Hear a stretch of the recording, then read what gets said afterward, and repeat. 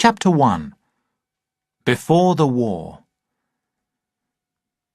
In the last years of the 19th century, no one believed that this world was being watched closely by intelligences greater than our own. We had no idea that we were being studied almost as carefully as a scientist studies the small creatures in a drop of water. With great confidence, people travelled around this world and believed that they were in control of their lives. No one gave a thought to possible threats from other planets. At most, people believed there might be living things on Mars, perhaps less developed than us and ready to welcome visitors. But across the great emptiness of space, more intelligent minds than ours looked at this Earth with jealous eyes, and slowly and surely made their plans against us. And early in the 20th century, the Great Shock came. The planet Mars, I need not remind the reader, goes around the Sun at an average distance of 224 million kilometres, and receives from the Sun half of the light and heat that is received by this world. It must be, if scientific thinking is correct, older than our world, and life on its surface began a long time before this Earth cooled down. Because it is hardly 1/7 of the size of Earth, it cooled more quickly to the temperature at which life could begin. It has air and water, and all that is necessary to support living things. But people are so blind that no writer before the end of the 19th century suggested that much more intelligent life had developed there than on Earth. It was also not generally understood that because Mars is older and smaller than our Earth, and further from the Sun, it is nearer life's end as well as further from its beginning. Mars is getting colder, as one day our planet must too.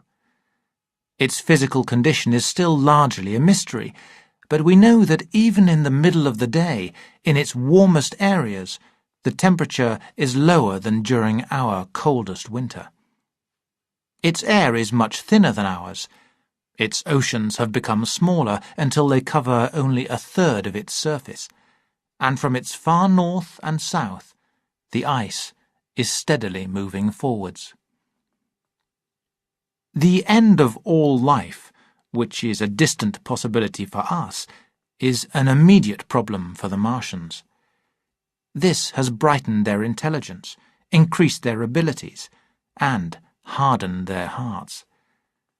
And looking across space, with instruments and minds more powerful than we can dream of, they see, at a distance of only 56 million kilometres, a morning star of hope. Our own warmer planet, with its green land and grey seas, its cloudy atmosphere, and its growing population. We, the people who live on this Earth, must seem to them at least as different and less developed as monkeys are to us.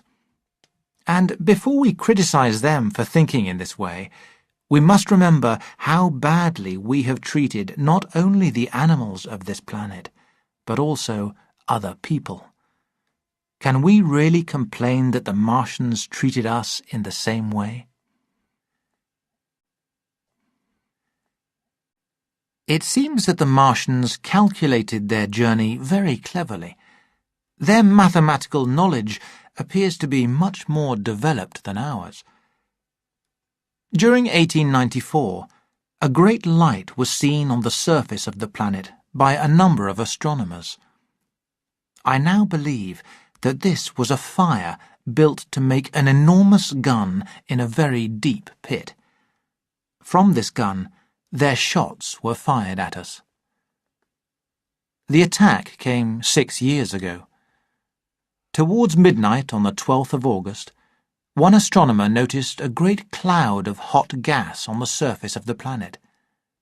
In fact, He compared it to the burning gases that might rush out from a gun. This, we now know, was a very accurate description.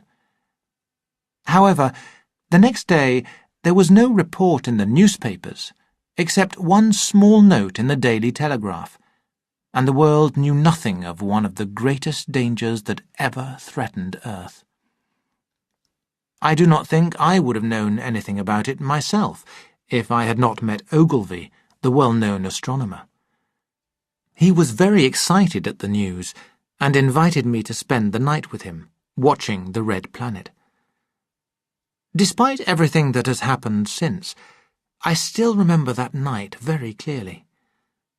Looking through the telescope, I saw a circle of deep blue with a little round planet in the centre. Because it was so small, I did not see the thing they were sending us, which was flying quickly towards me across that great distance. I never dreamed of it then, as I watched. Nobody on Earth knew anything about the approaching missile. That night, too, there was another sudden cloud of gas from the distant planet, as a second missile started on its way to Earth from Mars, just under 24 hours after the first one. I saw a reddish flash at the edge, the slightest bend in its shape, as the clock struck midnight. I remember how I sat there in the blackness, not suspecting the meaning of the tiny light I had seen, and all the trouble that it would cause me. I told Ogilvy, and he took my place and watched the cloud of gas growing as it rose from the surface of the planet. He watched until 1, and then we lit the lamp and walked over to his house.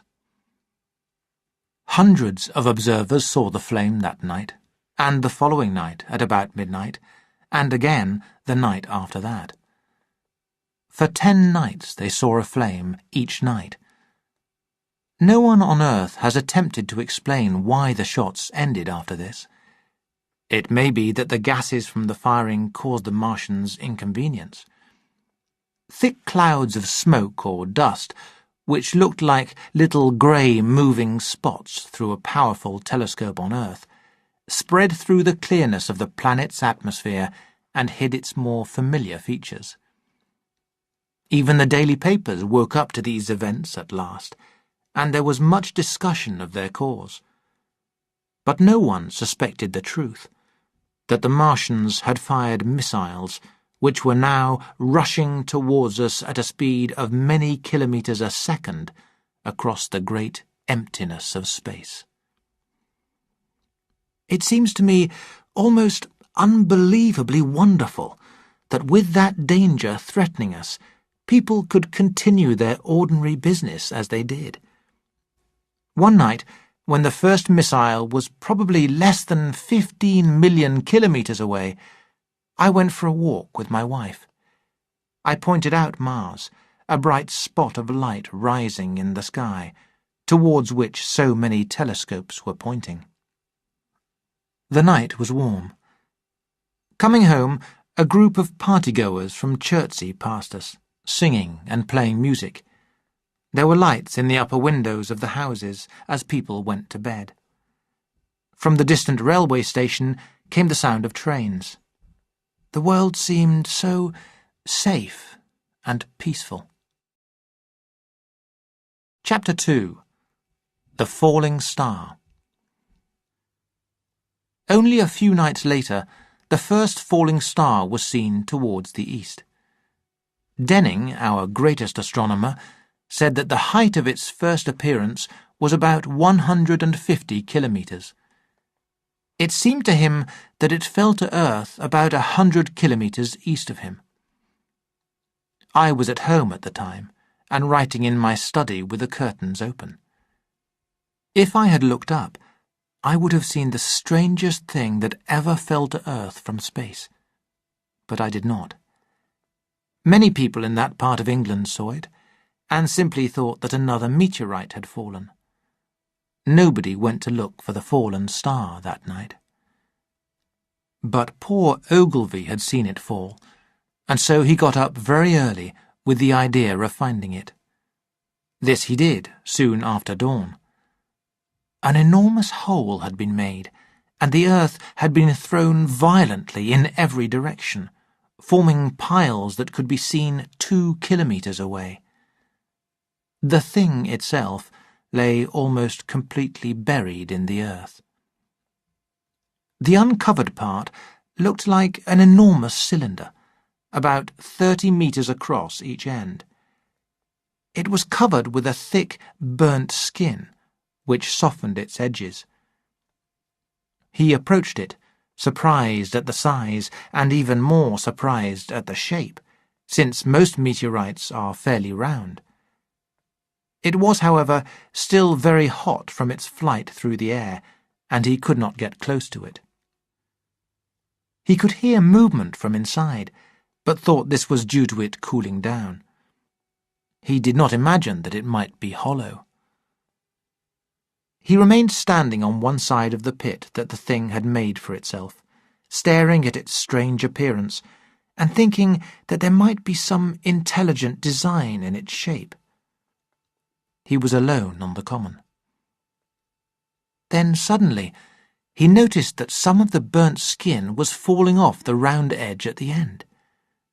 A large piece suddenly came off with a sharp noise that brought his heart into his mouth. For a minute he hardly realized what this meant, and although the heat was great, he climbed down into the pit to see the cylinder more closely. He realized that very slowly the round top of the cylinder was turning.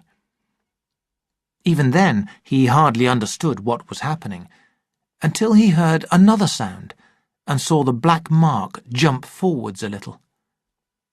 Then he suddenly understood. The cylinder was artificial, hollow with an end that screwed out. Something inside the cylinder was unscrewing the top. "Good heavens," said Ogilvy. "There's a man in it. Men in it. Half burnt to death, trying to escape." At once, thinking quickly, he connected the thing with the flash on Mars. The thought of the creature trapped inside was so terrible to him that he forgot the heat and went forwards to the cylinder to help. But luckily, the heat stopped him before he could get his hands on the metal. He stood undecided for a moment, then climbed out of the pit and started to run into Woking. The time then was around 6 o'clock. He met some local people who were up early, but the story he told and his appearance were so wild that they would not listen to him. That quietened him a little, and when he saw Henderson, the London journalist, in his garden, he shouted over the fence and made himself understood. "Henderson," he called, "you saw that meteorite last night?" "Yes," said Henderson. "What about it?"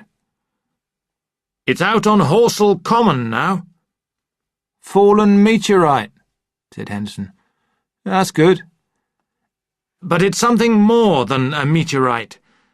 It's a cylinder, an artificial cylinder. And there's something inside." "What did you say?" he asked. He was deaf in one ear.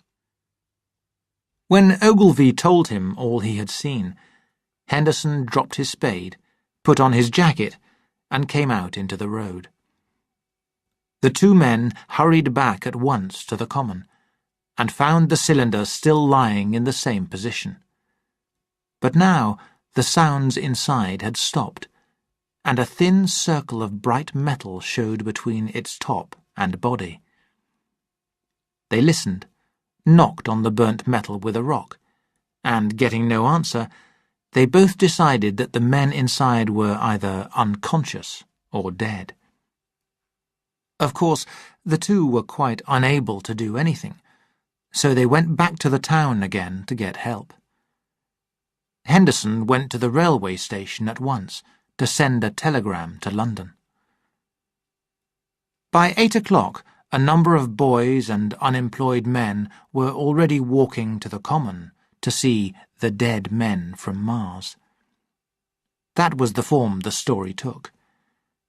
I heard it first from my newspaper boy at about 9:15, and I went to the common immediately. When I got there, I found a little crowd of perhaps 20 people surrounding the great pit in which the cylinder lay. Henderson and Ogilvy were not there. I think they understood that nothing could be done for the moment, and had gone away to have breakfast at Henderson's house. I climbed into the pit and thought I heard a faint movement under my feet. The top had certainly stopped turning.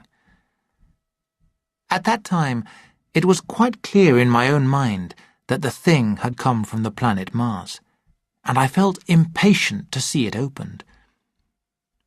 At about 11, as nothing was happening, I walked back, full of such thoughts, to my home in Maybury. By the afternoon, the appearance of the common had changed very much. The early editions of the evening papers had shocked London. They printed stories like, "Message received from Mars. Amazing story from Woking." There was now a large crowd of people standing around. Going to the edge of the pit, I found a group of men in it, Henderson, Ogilvy, and a tall, fair-haired man I afterwards learnt was Stent, the Astronomer Royal, with several workmen holding spades. Stent was giving directions. A large part of the cylinder had now been uncovered, although its lower end was still hidden in the side of the pit. As soon as Ogilvy saw me, he called me to come down, and asked me if I would mind going over to see Lord Hilton, who owned the land. The growing crowd, he said, was now becoming a serious problem, especially the boys. He wanted a fence put up to keep the people back. I was very glad to do as he asked. I failed to find Lord Hilton at his house, but was told he was expected from London by the 6 o'clock train. As it was then about 5:15, I went home, had some tea, and walked up to the station to meet him. Chapter 3. The Cylinder Opens. When I returned to the common, the sun was setting. Groups of people were hurrying from the direction of Woking. The crowd around the pit had increased to a couple of 100 people, perhaps. There were raised voices, and some sort of struggle appeared to be going on around the pit. As I got nearer, I heard Stent's voice. "Keep back! Keep back!" A boy came running towards me. "It's moving," he said to me as he passed. "Unscrewing and unscrewing. I don't like it. I'm going home." I went on to the crowd and pushed my way through. Everyone seemed greatly excited. I heard a peculiar humming sound from the pit. "Keep those fools back," said Ogilvy. "We don't know what's in the thing, you know." I saw a young man, I believe he was a shop assistant in Woking, standing on the cylinder and trying to climb out of the pit again. The crowd had pushed him in.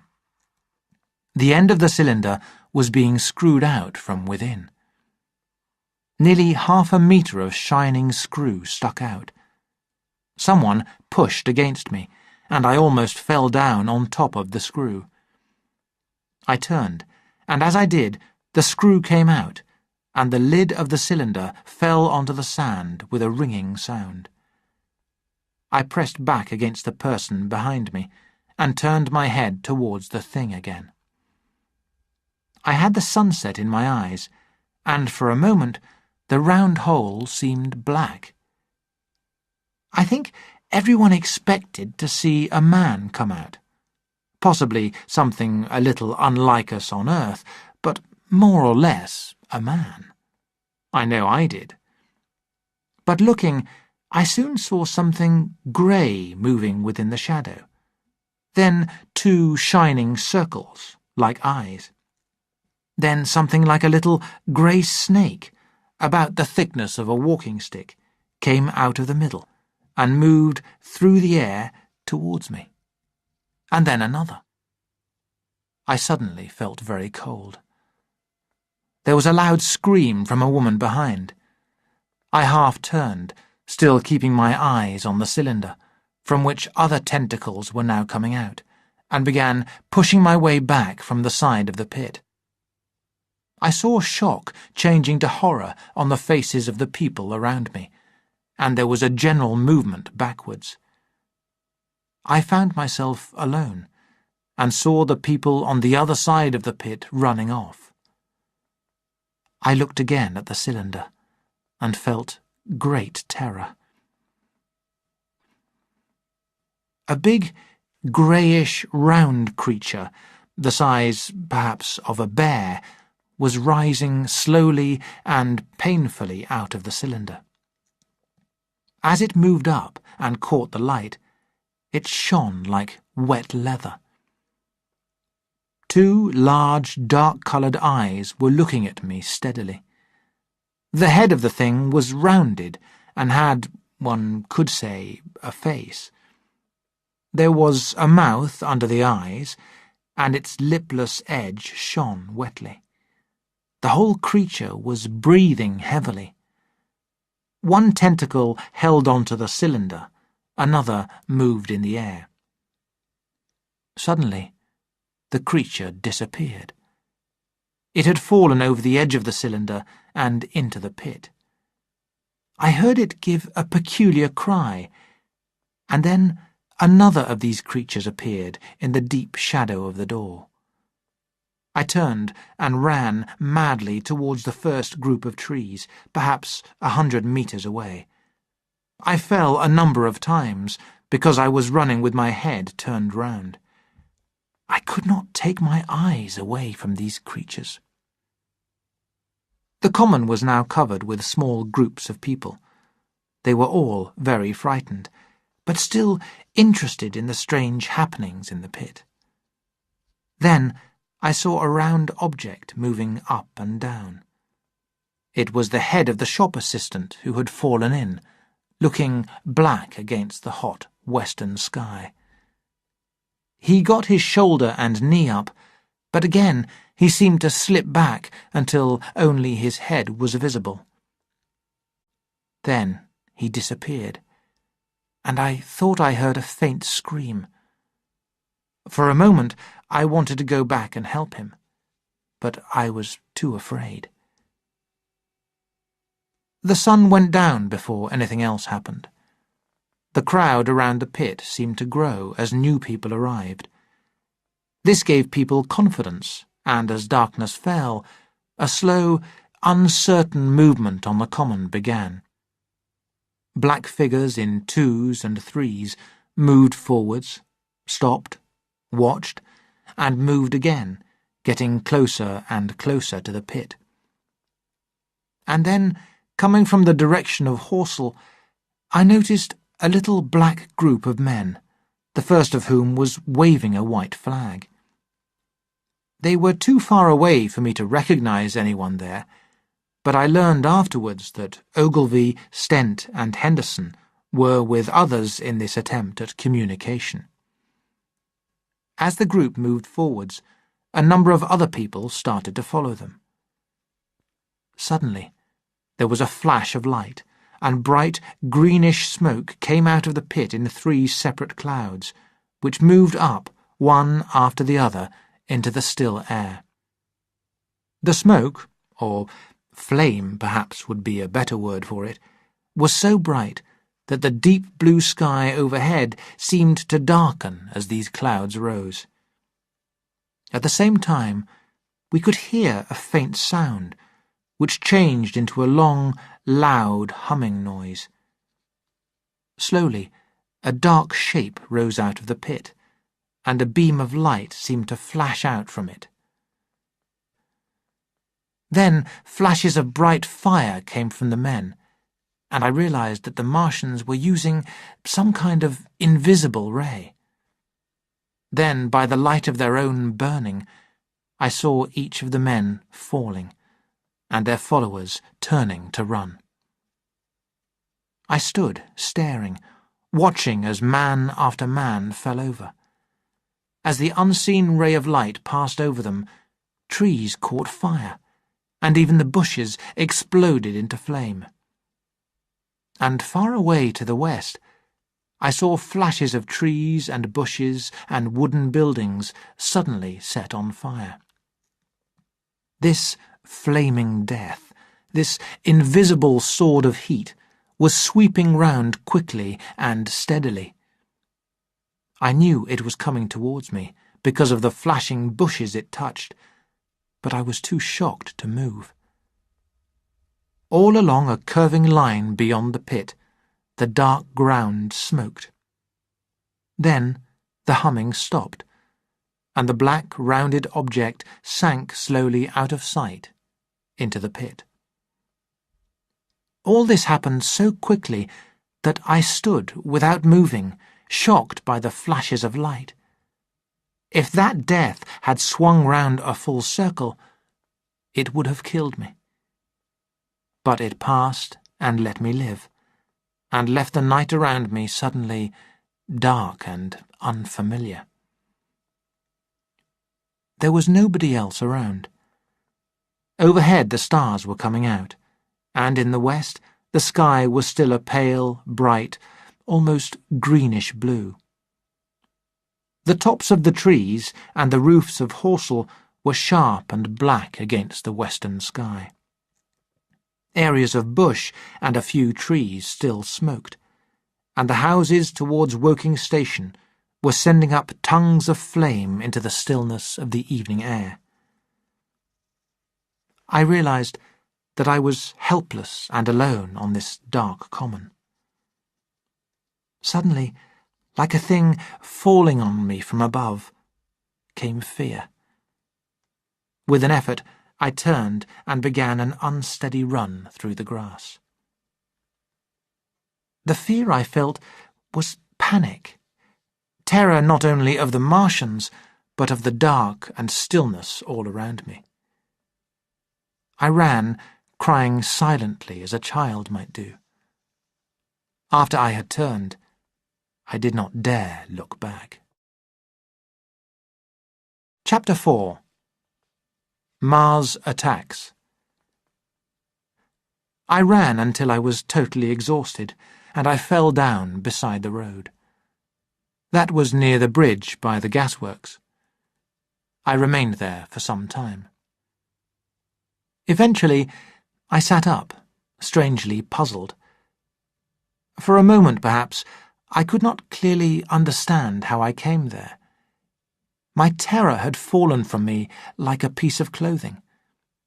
A few minutes earlier, there had only been 3 things in my mind: the great size of the night and space and nature, my own weakness and unhappiness, and the near approach of death. Now I was my normal self again, an ordinary citizen. The silent common, my escape, the flames, seemed like a dream.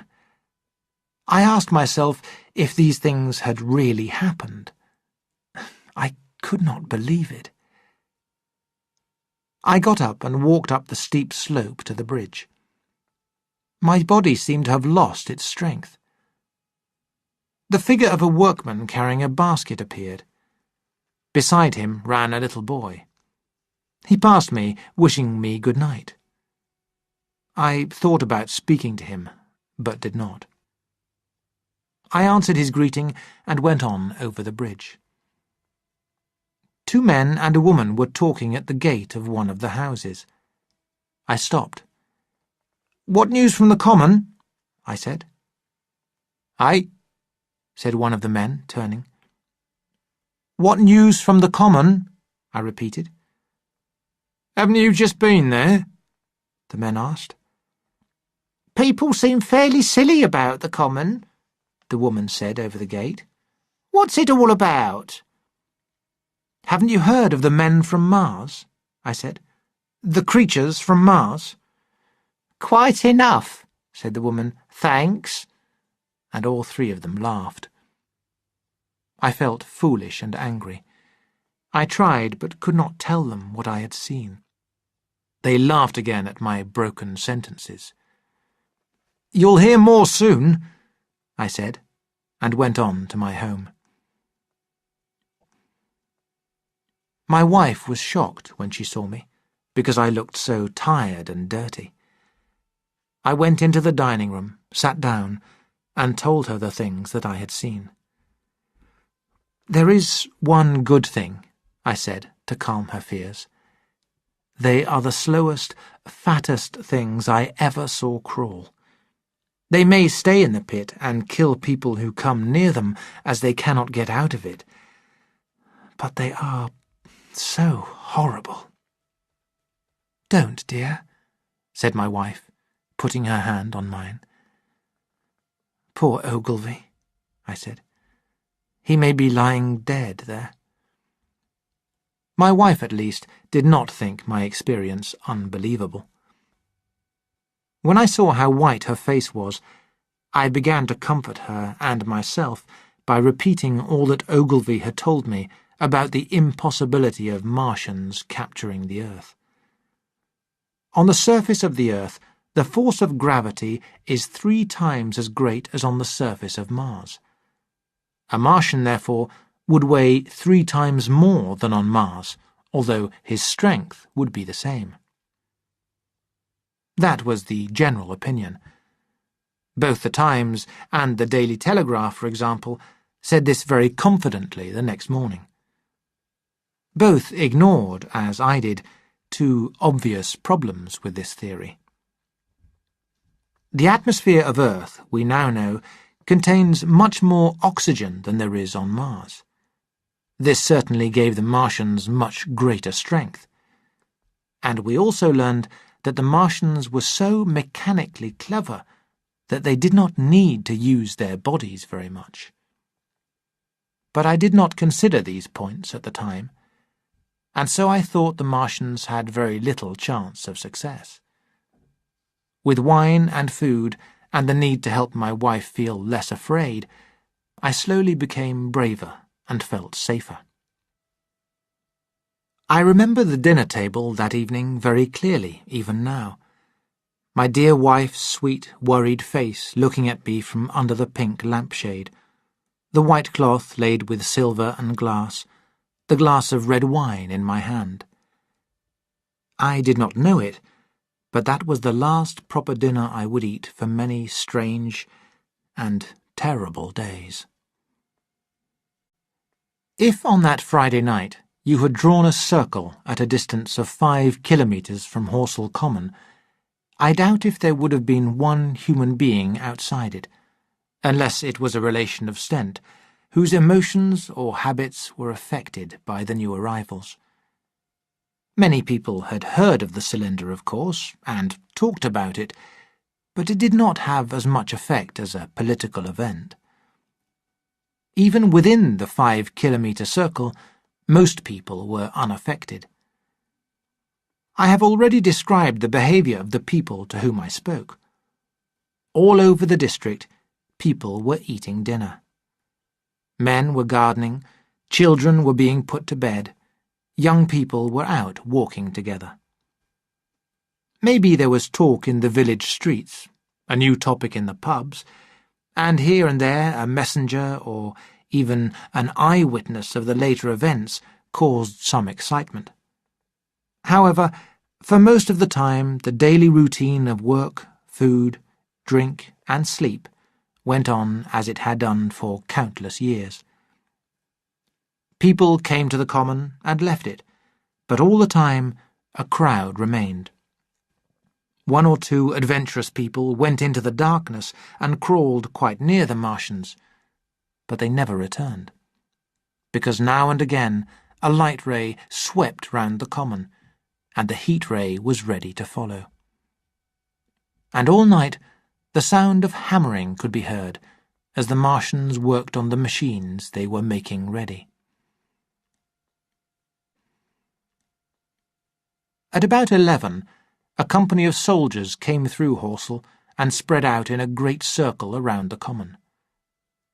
Several officers had been on the common earlier in the day, and one was reported to be missing. Another one arrived and was busy questioning the crowd at midnight. The army was certainly taking things seriously. A few seconds after midnight, the crowd in the Chertsey Road, Woking, saw a star fall from the sky into the woods to the northwest. This was the second cylinder. Saturday lives in my memory as a day of worry. It was a lazy, hot day, too. I had only slept a little, and I got up early. I went into my garden and stood listening, but towards the common there was nothing moving. The milkman came, as usual, and I asked him the latest news. He told me that during the night the Martians had been surrounded by soldiers and that field guns were expected. "We have to try not to kill them," he said, "if it can possibly be avoided." After breakfast, instead of working, I decided to walk down towards the common. Under the railway bridge, I found a group of soldiers. Engineers, I think. Men wearing small round caps, dirty red jackets and dark trousers. They told me that no one was allowed over the bridge. I talked with them for a time and told them of my sight of the Martians on the previous evening. None had seen them, so they asked me many questions.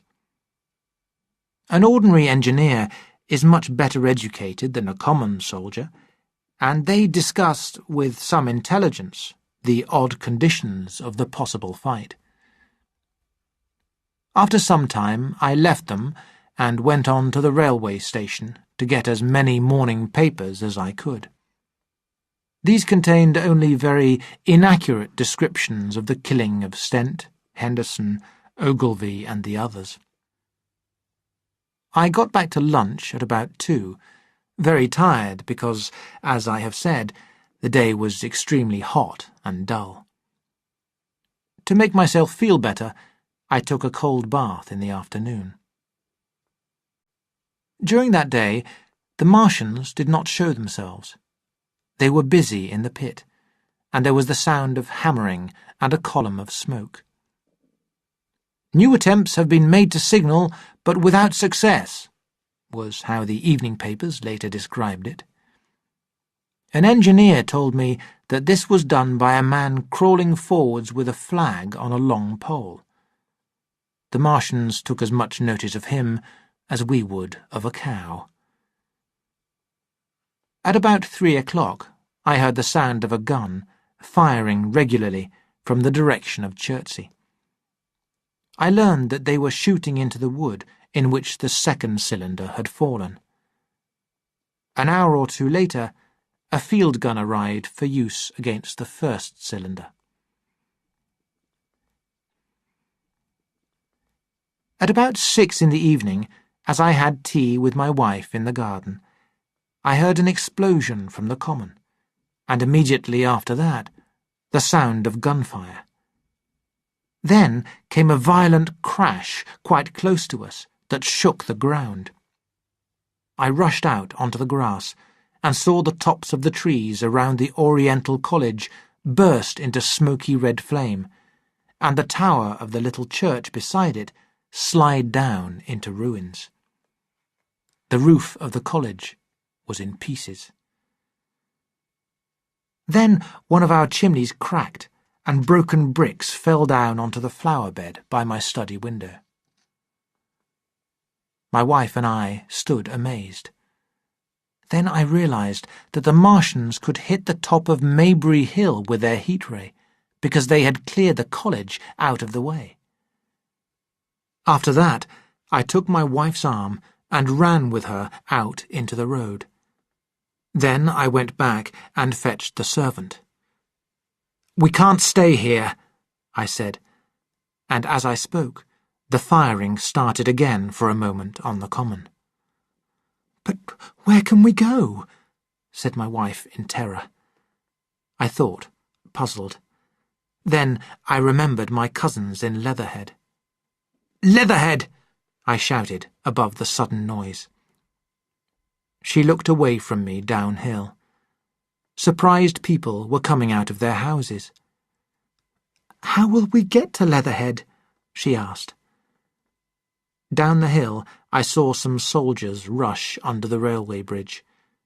3 went through the open doors of the Oriental College, and 2 began running from house to house.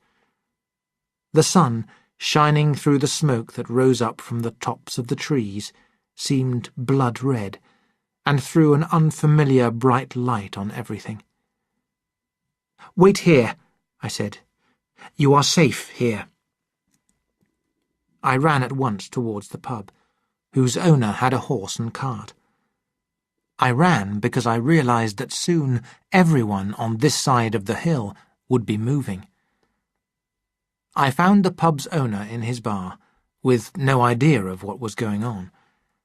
I explained quickly that I had to leave my home and arranged to borrow the cart, promising to bring it back before midnight. At the time, it did not seem to me so urgent that he should leave his home. I drove the cart down the road, and leaving it with my wife and servant, rushed into the house and packed a few valuables. While I was doing this, a soldier ran past. He was going from house to house, warning people to leave. I shouted after him, "What news?" He turned, stared, shouted something about crawling out in a thing like a dish cover, and moved on to the gate of the next house. I helped my servant into the back of the cart, then jumped up into the driver's seat beside my wife. In another moment, we were clear of the smoke and the noise, and moving quickly down the opposite side of Maybury Hill. Chapter 5.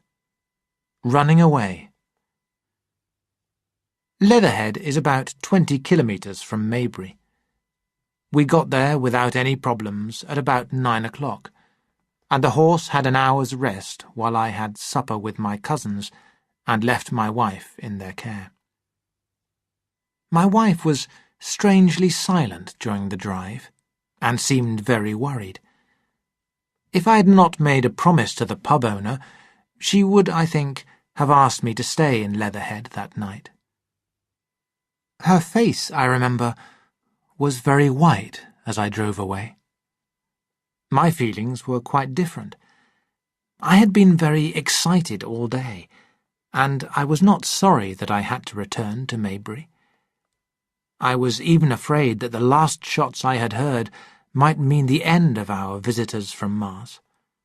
I wanted to be there at the death. The night was unexpectedly dark, and it was as hot and airless as the day.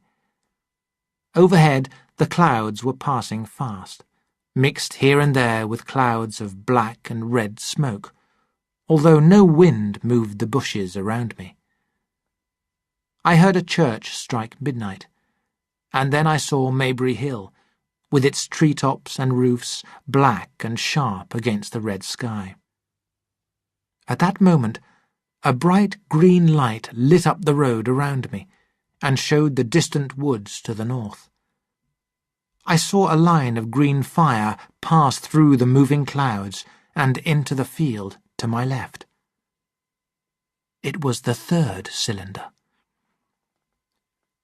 Just after this came the first lightning of the storm, and the thunder burst like a gun overhead. The horse ran forwards in terror at high speed.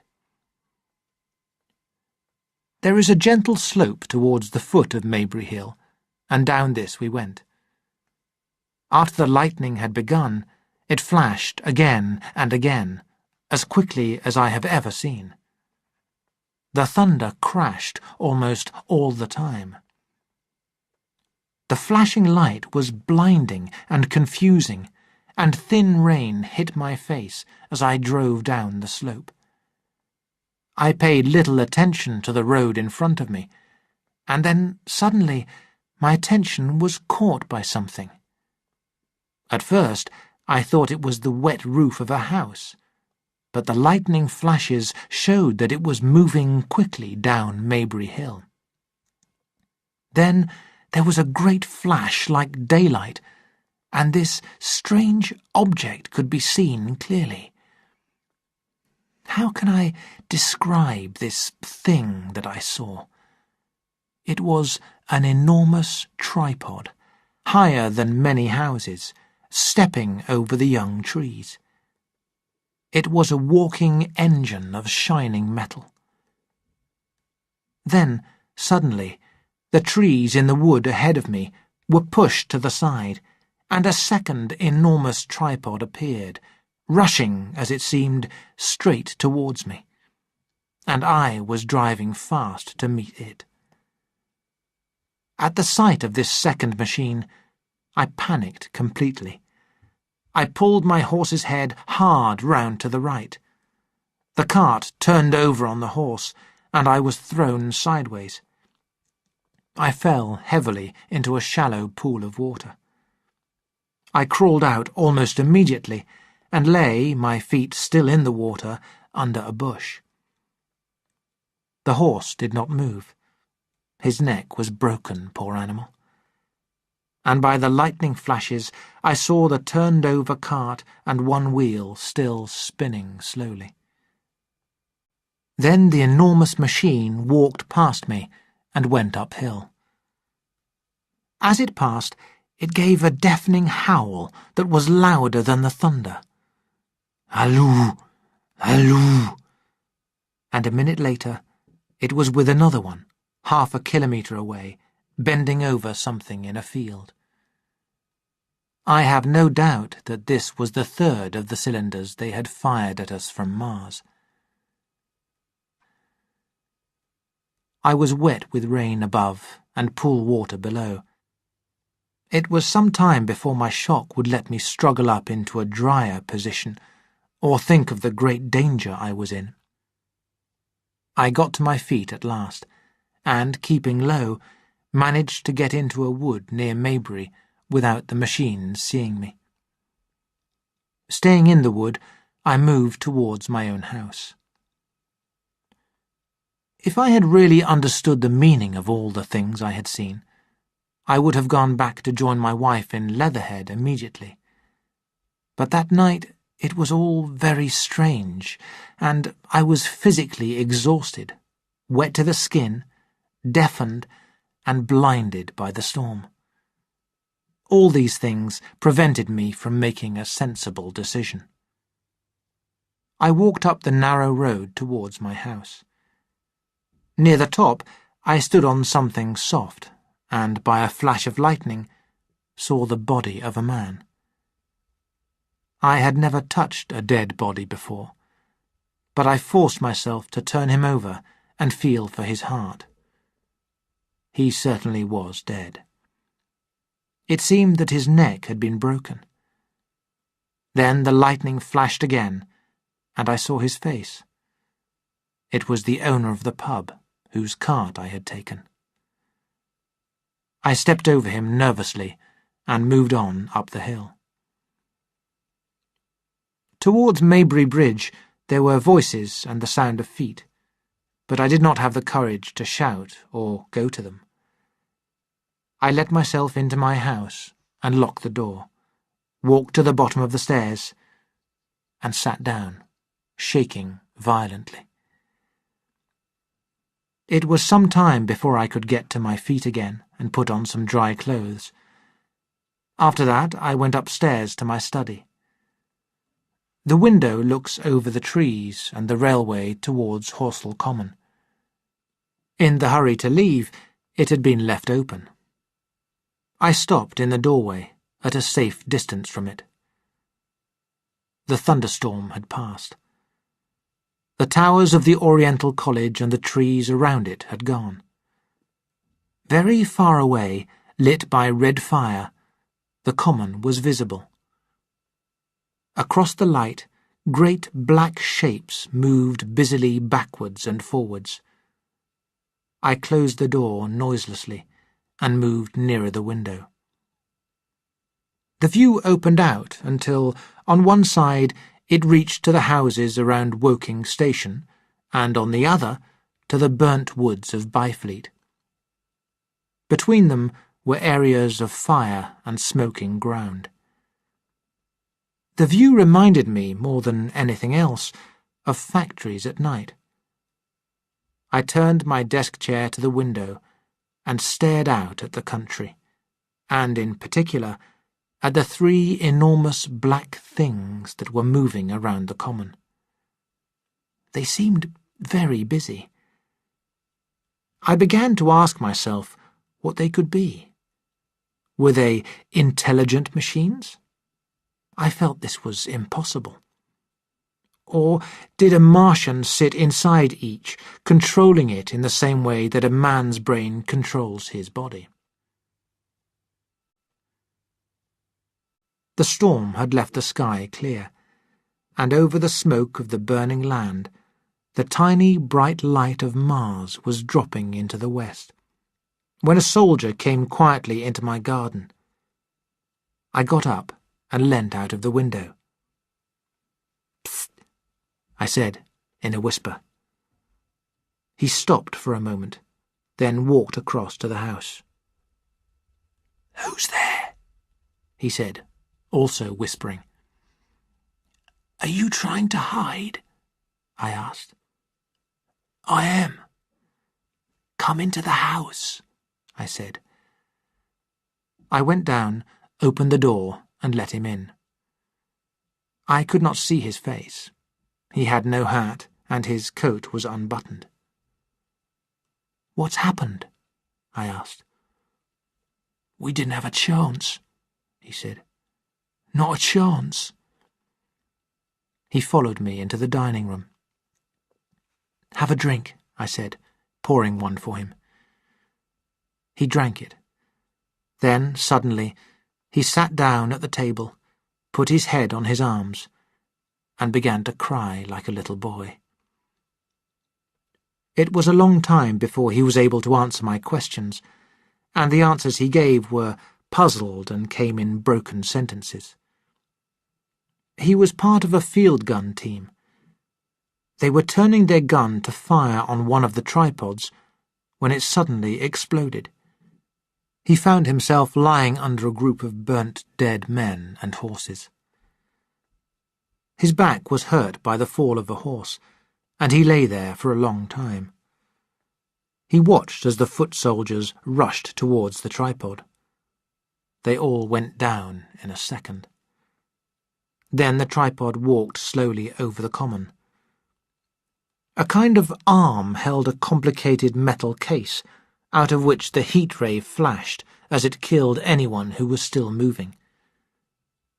Then the tripod turned and walked away towards where the second cylinder lay.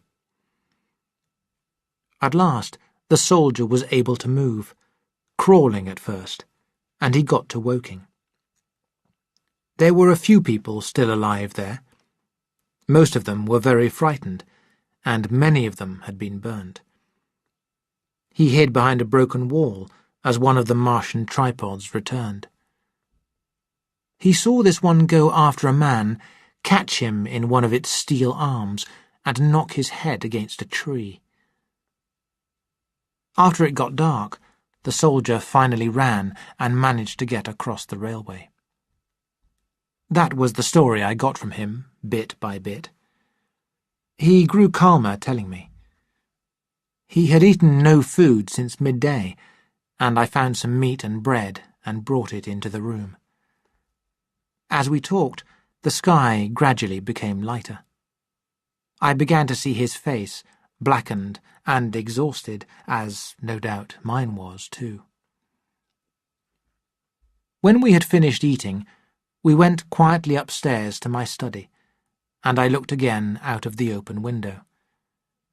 In one night, the valley had become a place of death. The fires had died down now, but the ruins of broken and burnt-out houses and blackened trees were clear in the cold light of the dawn. Destruction had never been so total in the history of war. And, shining in the morning light, 3 of the tripods stood on the common, their tops turning as they examined the damage they had done. Chapter 6. The Death of Towns. As the dawn grew brighter, we moved back from the window where we had watched and went very quietly downstairs. The soldier agreed with me that the house was not a good place to stay in. He suggested going towards London, where he could rejoin his company. My plan was to return at once to Leatherhead. The strength of the Martians worried me so much that I had decided to take my wife to the south coast and leave the country with her immediately. I had already decided that the area around London would be the scene of a great battle before the Martians could be destroyed. Between us and Leatherhead, however, lay the 3rd cylinder. If I had been alone, I think I would have taken my chance and gone straight across country. But the soldier persuaded me not to. "It's no kindness to your wife," he said, "for you to get killed." In the end, I agreed to go north with him under cover of the woods. After that, I would leave him and turn off to reach Leatherhead. I wanted to start at once, but the soldier had been in wars before and knew better than that. He made me find all the food and drink that we could carry, and we filled our pockets. Then we left the house and ran as quickly as we could down the narrow road. All the houses seemed empty. In the road lay a pile of 3 burnt bodies close together, killed by the heat ray. In fact, apart from ourselves, there did not seem to be a living person on Maybury Hill. We reached the woods at the foot of the hill and moved through these towards the road. As we ran, we heard the sound of horses and saw through the trees 3 soldiers riding towards Woking. We shouted, and they stopped while we hurried towards them. They were an officer and 2 men. "You were the first people I've seen coming this way this morning," the officer said. "What's happening?" The soldier who had stayed with me stepped up to him. "My gun was destroyed last night, sir. I've been hiding. I'm trying to rejoin my company. You'll come in sight of the Martians, I expect, about 1 kilometre along this road." "What do they look like?" asked the officer. "Big machines, sir, 30 metres high, 3 legs and a great big head, sir." "What nonsense," said the officer. "You'll see, sir. They carry a kind of box that shoots fire and strikes you dead." "What do you mean? A gun?" "No, sir." And he began to describe the heat ray. Halfway through his report, the officer interrupted him and looked at me. "Did you see it?" he said. "It's perfectly true," I replied. "Well," he said, "I suppose it's my business to see it too. Listen," he said to my new friend, "you had better go to Weybridge and report to the highest officer." He thanked me, and they rode away.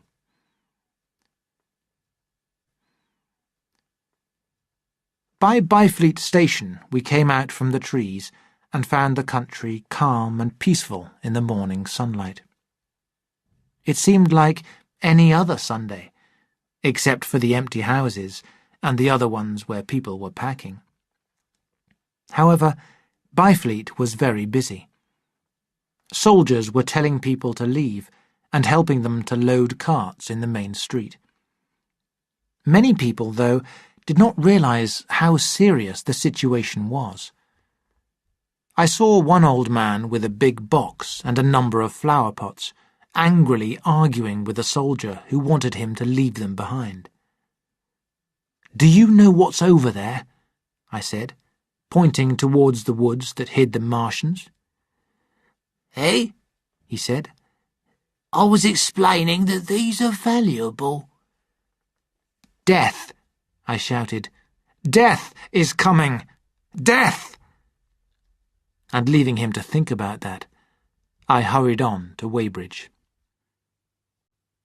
We remained there until midday, and at that time found ourselves at the place where the River Wey joins the River Thames. Here we found an excited crowd of people. There was no great fear at this time, but already there were more people than all the boats could carry across the Thames. Every now and then people looked nervously at the fields beyond Chertsey, but everything there was still. Then came the sound of a gun, and almost immediately other guns across the river, unseen because of the trees, began to fire.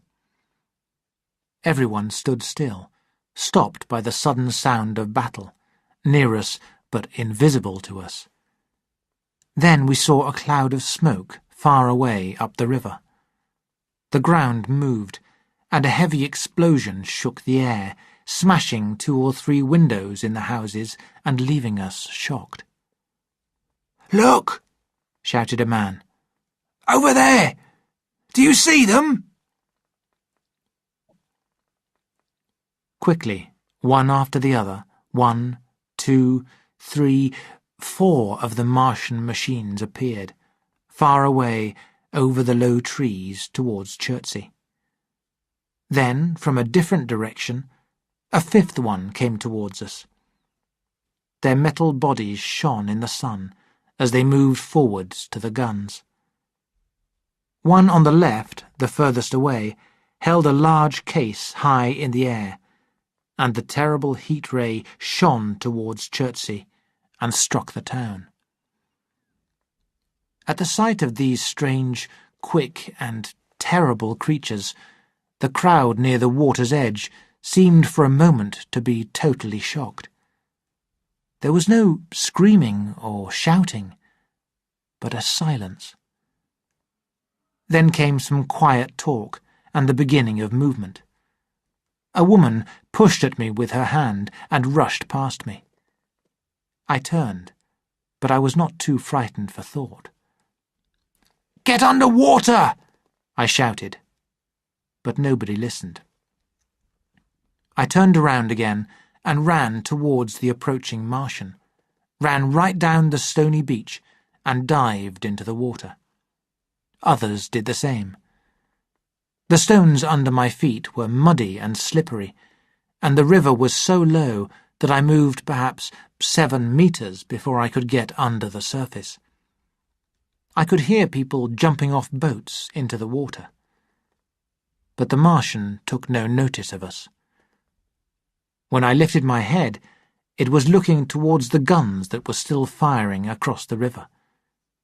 It was already raising the case which sent the heat ray when the first shell burst 6 meters above its head. I gave a cry of surprise. Then 2 other shells burst at the same time in the air near its body. Its head twisted round in time to receive, but not in time to avoid, the 4th shell. This exploded right in its face. Its head flashed and burst into a dozen broken pieces of red flesh and shining metal. "Hit!" I shouted. The headless machine marched on, swinging from side to side. It hit a church tower, knocking it down, then moved on and fell into the river out of sight.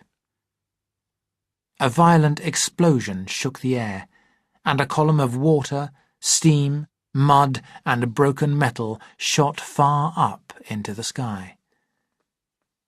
In another moment, a great wave of very hot water came sweeping round the bend.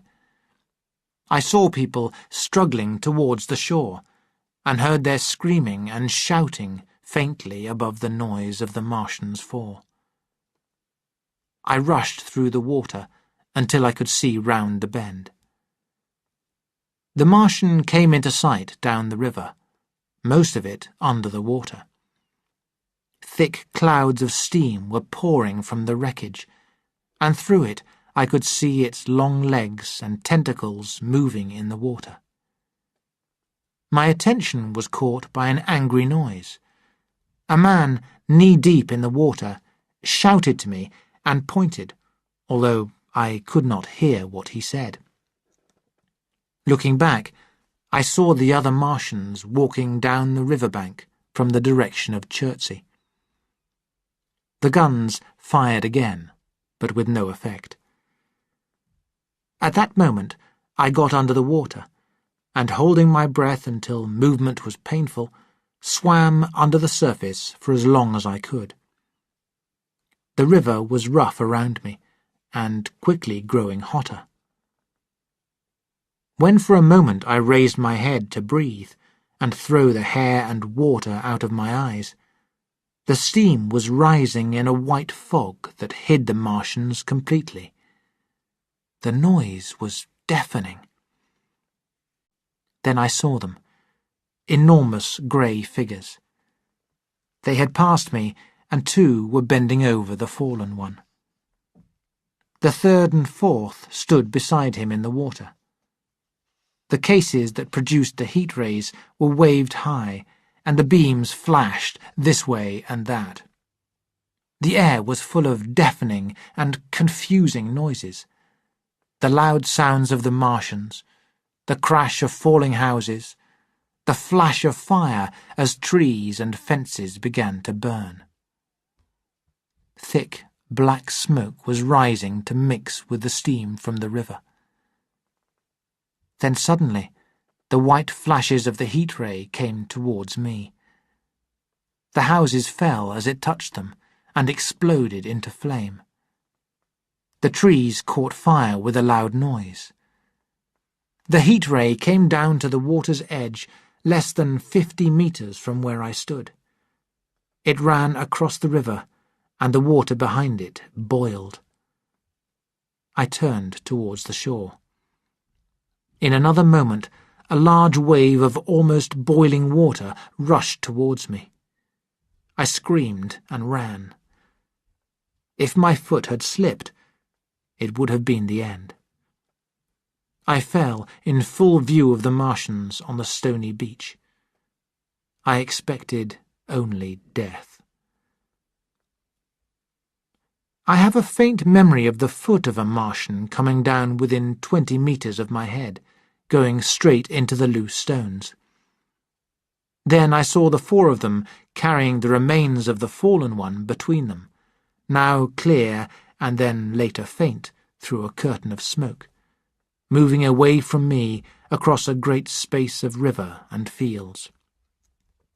And then, very slowly, I realized that somehow I had escaped. I saw an empty boat, very small and far away, moving down the river, and, taking off most of my wet clothes, I swam to it. I used my hands to keep it moving down the river towards Walton, going very slowly and often looking behind me. I was in some pain and very tired. When the bridge at Walton was coming into sight, I landed on the Middlesex bank and lay down, very sick, in the long grass. I do not remember the arrival of the curate, so probably I slept for some time. As I woke up, I noticed a seated figure with his face staring at the sky, watching the sunset. I sat up, and at the sound of my movement, he looked at me. "Have you any water?" I asked. He shook his head. "You have been asking for water for the last hour," he said. For a moment we were silent, staring at each other. He spoke suddenly, looking away from me. "What does it mean?" he said. "What do these things mean?" I gave no answer. "Why are these things allowed? What have we done? What has Weybridge done?" "The morning service was over. I was walking the roads to clear my brain, and then fire and death. All our work, everything destroyed. The church, we rebuilt it only 3 years ago. Gone. Why?" Another pause, and then he shouted, "The smoke of her burning goes up for ever and ever." His eyes were wide, and he pointed a thin finger in the direction of Weybridge. It was clear to me that the great tragedy in which he was involved, it seemed that he had escaped from Weybridge, had driven him to the edge of madness. "Are we far from Sunbury?" I said very quietly. "What can we do?" he asked. "Are these creatures everywhere? Has the earth been given to them?" "Are we far from Sunbury?" "Only this morning I was in charge of the church service." "Things have changed," I said quietly. "You must stay calm. There is still hope." "Hope?" "Yes, a lot of hope, despite all this destruction. Listen." From beyond the low hills across the water came the dull sound of the distant guns, and a far-away, strange crying. Then everything was still. High in the west the moon hung pale above the smoke and the hot, still beauty of the sunset. "We had better follow this path," I said, "to the north." Chapter 7. In London. My younger brother was in London when the Martians fell at Woking. He was a medical student, working for an examination, and he heard nothing of the arrival until Saturday morning. The morning papers on Saturday contained, in addition to a great deal of information about the planet Mars, one very short report. The Martians, alarmed by the approach of a crowd, had killed a number of people with a quick-firing gun, the story said. It ended with the words, "Although they seem frightening, the Martians have not moved from the pit into which they have fallen, and don't seem able to do so." Even the afternoon papers had nothing to tell apart from the movement of soldiers around the common, and the burning of the woods between Woking and Weybridge. Nothing more of the fighting was known that night, the night of my drive to Leatherhead and back. My brother was not worried about us, as he knew from the description in the papers that the cylinder was 3 kilometres from my house. That night he made up his mind to visit me, in order to see the things before they were killed. He sent a telegram which never reached me. On the Saturday evening at Waterloo Station, he learned that an accident prevented trains from reaching Woking. He could not discover what kind of accident it was. In fact, the people in charge of the railway did not clearly know at that time. There was very little excitement at the station. Few people connected the problem with the Martians. I have read in another description of these events that on Sunday morning all London was panicked by the news from Woking. In fact, this is simply not true. Plenty of Londoners did not hear of the Martians until Monday morning. Some did, but they needed time to realise what all the reports in the Sunday papers actually meant. But most people in London do not read Sunday papers. Besides this, Londoners are very used to feeling safe, and exciting news is so normal in the papers that they could read reports like this without great fear.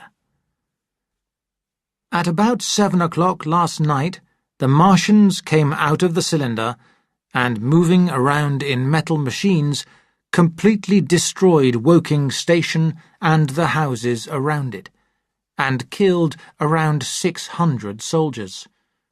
No details are known. Machine guns are completely useless against them, and field guns have been put out of action. The Martians appear to be moving towards Chertsey.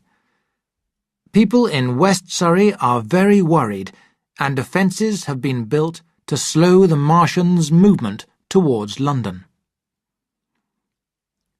No one in London knew what the Martians looked like, and there was still a fixed idea that they must be slow, crawling, moving painfully. Words like these were in all the earlier reports. But none of them were written by anyone who had actually seen a Martian. The Sunday papers printed separate editions as further news came in. But there was almost nothing to tell people until the government announced that the people of Walton and Weybridge and all that district were pouring along the roads towards London.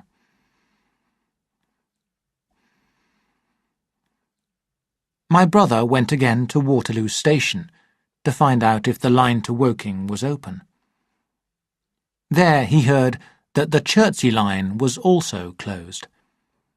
He learned that several unusual telegrams had been received in the morning from Byfleet and Chertsey stations, but that these had suddenly stopped.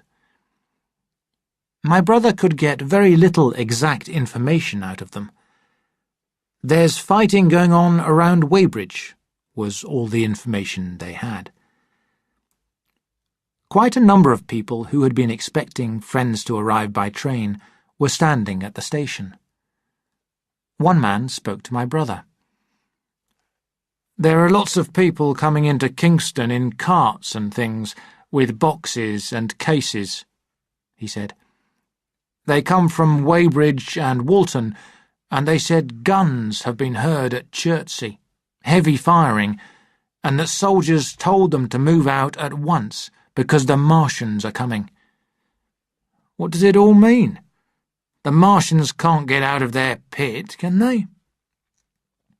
My brother could not tell him. At about 5 o'clock, the growing crowd in the station was greatly excited by the opening of the line between the south-eastern and south-western stations, which is usually closed. Then trains carrying large guns and many soldiers passed through the station, moving towards Kingston. Soon after that, the police arrived and began to move the crowd out of the station, and my brother went out into the street again. On Waterloo Bridge, a number of people were watching an odd brown liquid that came down the river from time to time. The sun was just setting, and the Houses of Parliament stood against a peaceful sky. There was talk of a floating body. In Wellington Street, my brother met two men selling newspapers which had just been printed. The advertising board said, "Terrible tragedy. Fighting at Weybridge. Defeat of the Martians. London in danger." He bought a paper. Then, and only then, he understood something of the full power and terror of the Martians. He learned that they were not just a few small, crawling creatures, but that they could control enormous mechanical bodies. They could move quickly and strike with such power that even the biggest guns could not stand against them. They were described as great machines like spiders, nearly 30 meters high, as fast as an express train, and able to shoot out a beam of strong heat. Many field guns, the report said, had been hidden around the country near Horsell Common, and especially between the Woking district and London. 5 of the machines had been seen moving towards the Thames, and one, by a lucky chance, had been destroyed. In other cases, the shells had missed, and the guns had at once been destroyed by the heat rays. Heavy losses of soldiers were mentioned, but in general the report was optimistic. "The Martians had been defeated," my brother read. "They had gone back to their cylinders again in the circle around Woking. Guns, including some very large ones, were moving in quickly. 116 were now in position, mainly covering London. There had never been such a large or fast movement of war equipment in England before. No doubt, said the report, the situation was strange and serious, but the public was asked to avoid and discourage panic.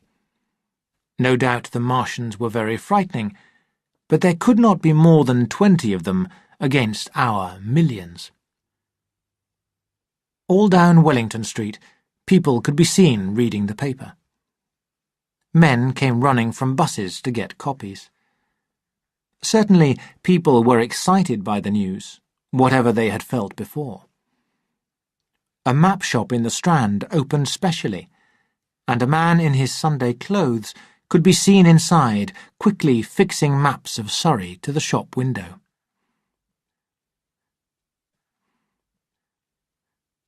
Going along the Strand to Trafalgar Square, my brother saw some of the refugees from West Surrey. There was a man with his wife and 2 boys and some pieces of furniture in a cart, and close behind him came another one with 5 or 6 well-dressed people and some boxes and cases. The faces of the people showed that they were very tired. Some distance behind them was a man on an old-fashioned bicycle. He was dirty and white-faced. My brother turned towards Victoria Station and met a number of people like these. He had an idea that he might see me. He noticed an unusual number of police controlling the traffic. Some of the refugees were exchanging news with the people on the buses. Most were excited by their strange experience. My brother spoke to several of the refugees, but none could give him any news of Woking, except one man who said that it had been totally destroyed the previous night.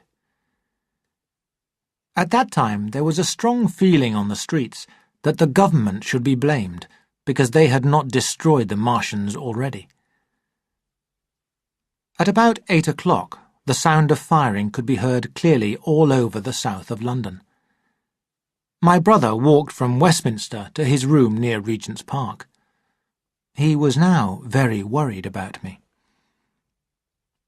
There were 1 or 2 carts with refugees going along Oxford Street, but the news was spreading so slowly that Regent Street and Portland Place were full of people taking their usual Sunday night walk. Along the edge of Regent's Park, there were as many romantic couples as there had ever been. The night was warm and still. The sound of guns continued from time to time, and after midnight there seemed to be lightning in the south. My brother read and reread the paper, thinking that the worst had happened to me. He was restless, and after supper went out again. He returned and tried to concentrate on his examination notes, but without success. He went to bed a little after midnight, and was woken in the early hours of Monday morning by the sound of knocking on doors, feet running in the street, distant drumming, and the ringing of bells. For a moment he lay in surprise. Then he jumped out of bed and ran to the window. Up and down the street, other windows were opening, and people were shouting questions. "They are coming!" a policeman shouted back, banging on the door. "The Martians are coming!" Then he hurried to the next door. The sound of drums came from the army base in Albany Street, and bells were ringing in every church. There was a noise of doors opening, and the lights went on in window after window in the houses across the street. A closed carriage came up the street, quickly followed by a number of other fast-moving vehicles.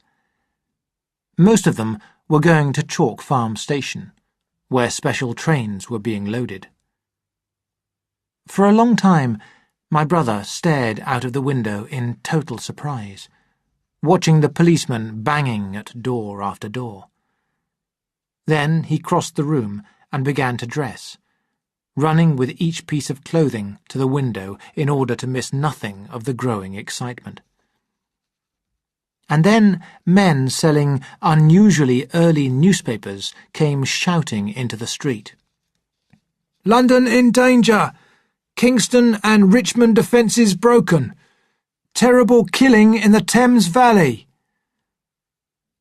All around him, in the rooms below, in the houses on each side and across the road, and all across London, people were rubbing their eyes and opening windows to stare out and ask questions, and getting dressed quickly as the first breath of the coming storm of fear blew through the streets. It was the beginning of the Great Panic. London, which had gone to bed on Sunday night, not knowing much and caring even less, was woken in the early hours of Monday morning to a real sense of danger. Unable to learn what was happening from his window, my brother went down and out into the street just as the sky turned pink with the dawn. Every moment brought more and more fast-moving people in vehicles. "Black smoke!" he heard people shouting. "Black smoke!" As he stood at the door, not knowing what to do, he saw another newspaper seller approaching him. The man was running away with the others and selling his papers for many times their normal price as he ran. A strange mixture of profit and panic. And from this paper, my brother read that terrible report from the commander of the army. "The Martians are able to send out enormous clouds of black smoke. They have poisoned our gunners, destroyed Richmond, Kingston, and Wimbledon, and are moving slowly towards London, destroying everything on the way. It is impossible to stop them. There is no safety from the black smoke except by running away." That was all, but it was enough. All of the 6 million people who lived in the great city were beginning to move. Soon, everybody would be trying to escape to the north. "Black smoke!" the voices shouted. "Fire!" The bells of the local church rang loudly. A carelessly driven cart smashed, and people screamed and swore. Yellow lights moved around in the houses, and in the sky above them, the dawn was growing brighter, clear and calm. He heard people running in the rooms, and up and down the stairs behind him. His neighbour came to the door.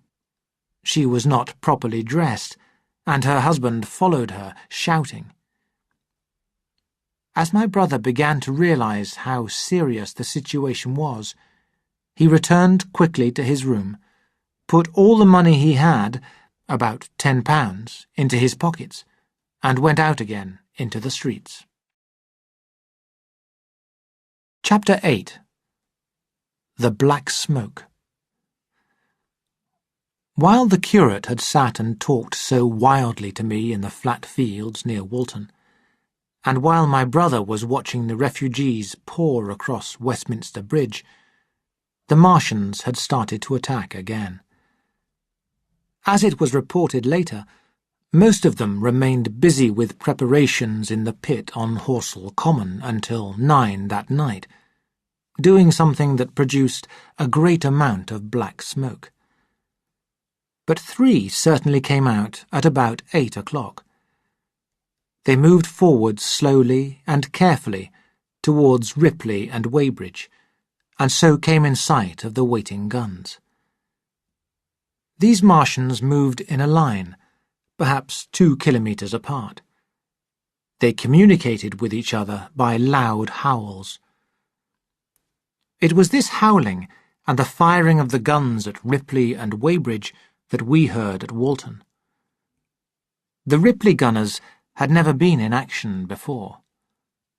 The guns fired 1 ineffective shell each, then the soldiers ran away. The Martian, without using his heat ray, walked calmly over their guns.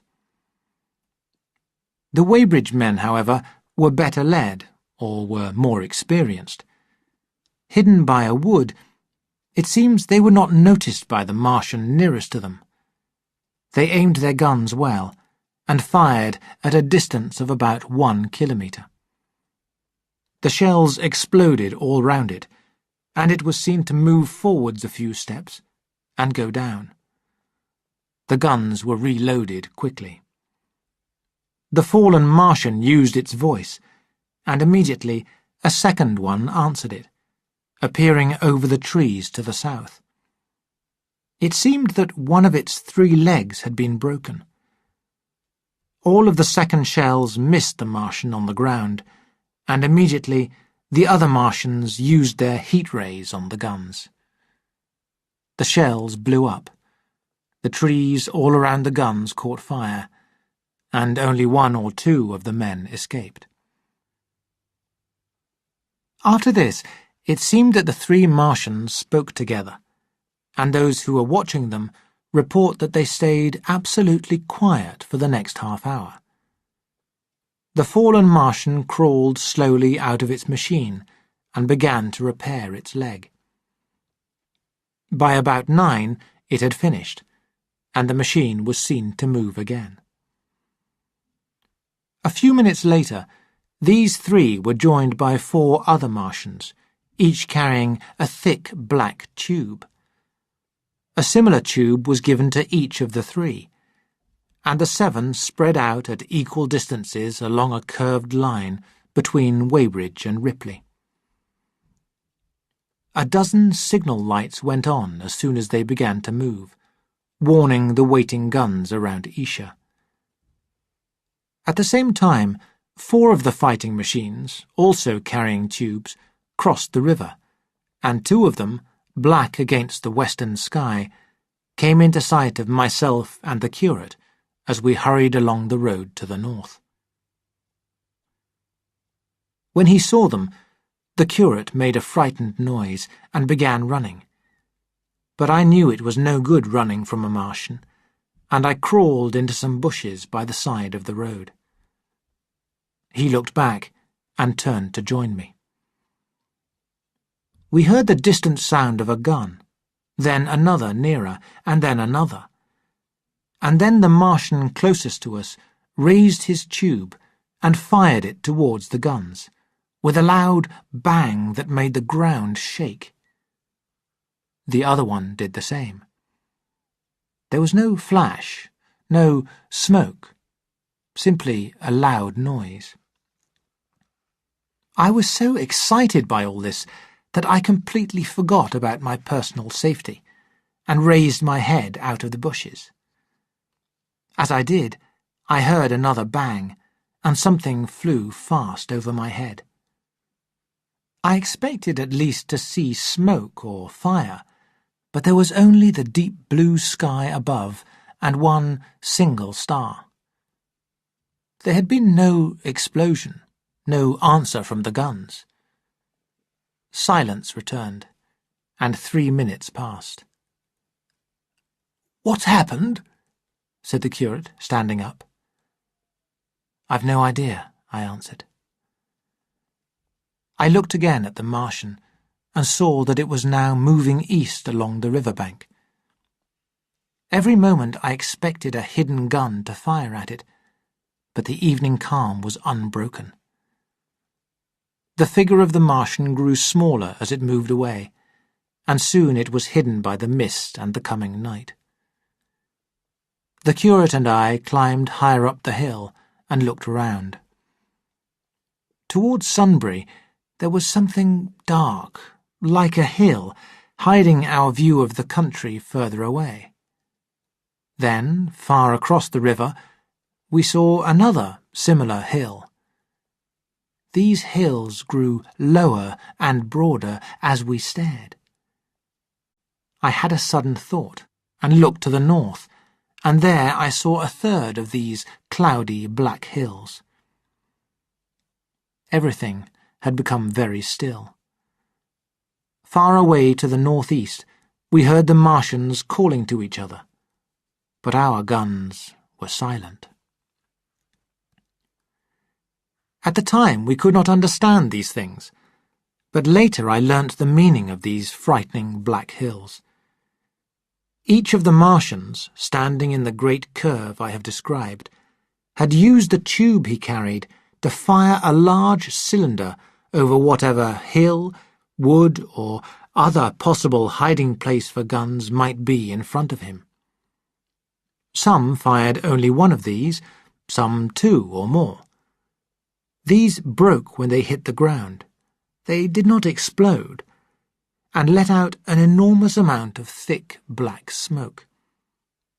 This rose up in a cloud shaped like a hill, then sank and spread itself slowly over the surrounding country. And it was death to breathe that smoke. It was heavy, this smoke, so when it began to sink down, it behaved like a liquid, running down hills and into the valleys. And where it met with water, or even mist or wet grass, a chemical action took place, and it turned into a powder that sank slowly and made room for more. When the smoke had begun to settle, it stayed quite close to the ground, so that even 15 meters up in the air, on the roofs and upper floors of houses and in high trees, there was a chance of escaping its poison. A man later told me that he had watched from a church roof as the smoke filled his village. For a day and a half he stayed up there, tired, hungry, and burnt by the sun, before it was safe to come down. But that was in a village where the black smoke was allowed to remain until it sank into the ground. Usually, when it had done its work, the Martian cleared the air by blowing steam at it. They did this to the black clouds near us, as we saw in the starlight from the upper window of an empty house. From there we could see the searchlights on Richmond Hill and Kingston Hill moving in the sky, and at about 11, the windows shook, and we heard the sound of the large guns that had been put in position there.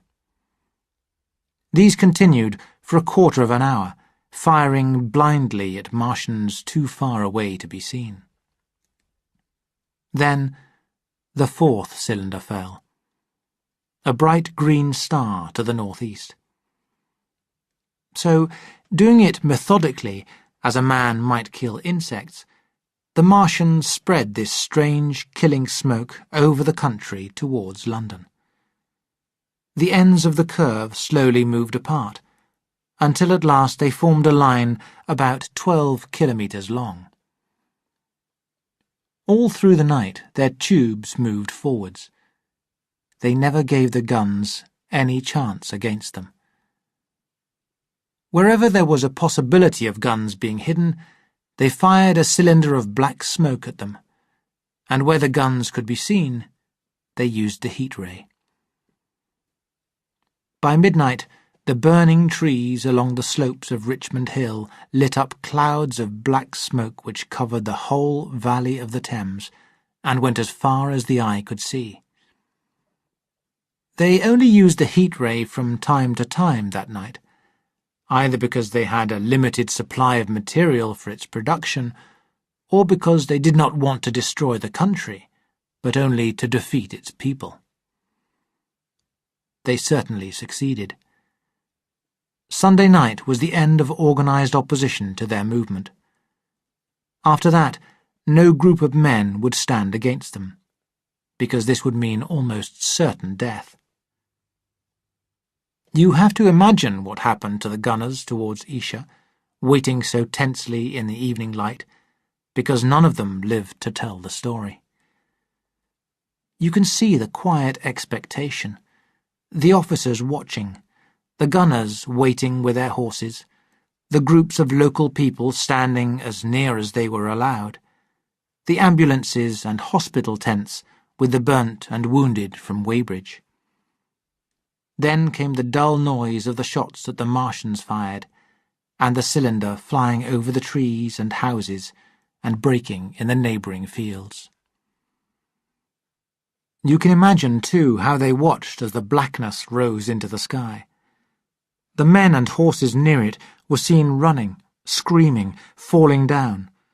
There were shouts of fear, the guns suddenly left behind, men on the ground struggling to breathe, and the fast spreading of the dark smoke. A silent black cloud hiding its dead. Before dawn, the black smoke was pouring through the streets of Richmond. The government, already falling apart, made one last effort. It told the people of London that they had to run away. Chapter 9. Escape. You can understand the wave of fear that swept through the greatest city in the world at dawn on Monday morning. People ran to the railway stations, to the boats on the Thames, and hurried by every street that went north or east. By 10 o'clock, the police were finding it hard to keep control. All the railway lines north of the Thames had been warned by midnight on Sunday, and trains were being filled. Passengers were fighting for standing room in the carriages, even at 2 o'clock in the morning. By 3, the crowds were so large around the stations that people were being pushed over and walked on. Guns were fired, and knives were used. The police, who had been sent to direct the traffic, exhausted and angry, were fighting with the people they had been called out to protect. And as time passed, and the engine drivers and firemen refused to return to London, the people turned in growing crowds away from the stations and onto the roads running north. By midday, a cloud of slowly sinking black smoke had moved along the Thames, cutting off all escape across the bridges. Another cloud came over Ealing and surrounded a little island of people on Castle Hill, alive but unable to escape. After trying unsuccessfully to get onto a train at Chalk Farm, my brother came out into the road, pushed through the hurrying lines of vehicles, and had the luck to be at the front of a crowd which was taking bicycles from a shop. He got his hands on one. He put a hole in its front tyre while he was pulling it through the broken window, and cut his wrist, but he managed to get away on it. The foot of Haverstock Hill was blocked by fallen horses, but my brother got onto the Belsize Road. So he escaped from the worst of the panic in London, and reached Edgware at about 7. A kilometre before the village, the front wheel of the bicycle broke. He left it at the roadside and walked on. People there were standing on the pavement, looking in surprise at the growing crowds of refugees. He succeeded in getting some food at a pub. My brother had some friends in Chelmsford, and this perhaps made him take the road that ran to the east. He saw few other refugees until he met the 2 ladies who later travelled with him. He arrived just in time to save them. He heard their screams and, hurrying round the corner, saw a couple of men trying to pull them out of the little cart which they had been driving, while a third held on to the frightened horse's head. One of the ladies, a short woman dressed in white, was screaming. The other, younger one, was hitting the man who held her arm with a whip. My brother shouted and ran towards them. One of the men turned towards him. Realizing from his face that a fight was unavoidable, and being a good boxer, my brother hit him hard and knocked him back onto the wheel of the cart. It was no time for fair fighting, and my brother quietened him with a kick, then took hold of the collar of the man who held the younger lady's arm. He heard the horse move forwards, and then the third man hit him between the eyes. The man he held pulled himself free and ran off down the road in the direction from which he had come. Still recovering, my brother found himself facing the man who had held the horse's head, and realized that the cart was moving away along the road. The man, who looked very well built, tried to move in closer, but my brother hit him in the face. Then, realizing that he was alone, he ran along the road after the cart, with the big man behind him. The man who had run away had now stopped and turned, and was following my brother at a greater distance. Suddenly, my brother fell. The big man tripped over him, and when my brother got to his feet, he found himself facing both of them. He would have had very little chance if the younger lady had not very bravely stopped the cart and returned to help him. It seemed that she had had a gun all the time, but it had been under her seat when they were attacked. She fired from 6 meters away, narrowly missing my brother. The less brave of the two attackers ran away, and the other one followed, cursing him. They both stopped further down the road, where the third man lay unconscious. "Take this," the younger lady said, and she gave my brother the gun. "Let's go back to the cart," said my brother, wiping the blood from his lip. They walked to where the lady in white was struggling to hold the frightened horse. My brother looked back along the road. The robbers had had enough and were moving away. "I'll sit here," he said, "if I may," and he got up on the front seat. The younger lady sat beside him and made the horse move. My brother learned that the two women were the wife and younger sister of a doctor living in Stanmore. The doctor had heard about the Martians at the railway station, on his way home from seeing a patient, and had sent them off, promising to follow after telling the neighbours. He said he would catch up with them by about 4:30 in the morning, but it was now nearly 9, and there was no sign of him. They stopped and waited for a few hours, but the doctor did not appear. The younger woman suggested that they should move on and catch a train at St. Albans. My brother, who had seen the situation at the stations in London, thought that was hopeless. He suggested that they should drive across Essex to the sea at Harwich, and from there get right out of the country. Mrs. Elphinston, that was the name of the woman in white, refused to listen to his argument, and kept calling for George, but her sister-in-law was very quiet and sensible, and agreed to my brother's suggestion. So, intending to cross the Great North Road, they went on towards Barnet. As they got closer, they saw more and more people, all tired and dirty. They also noticed a long line of dust rising among the houses in front of them. There was a sharp bend in the road, less than 50 meters from the crossroads.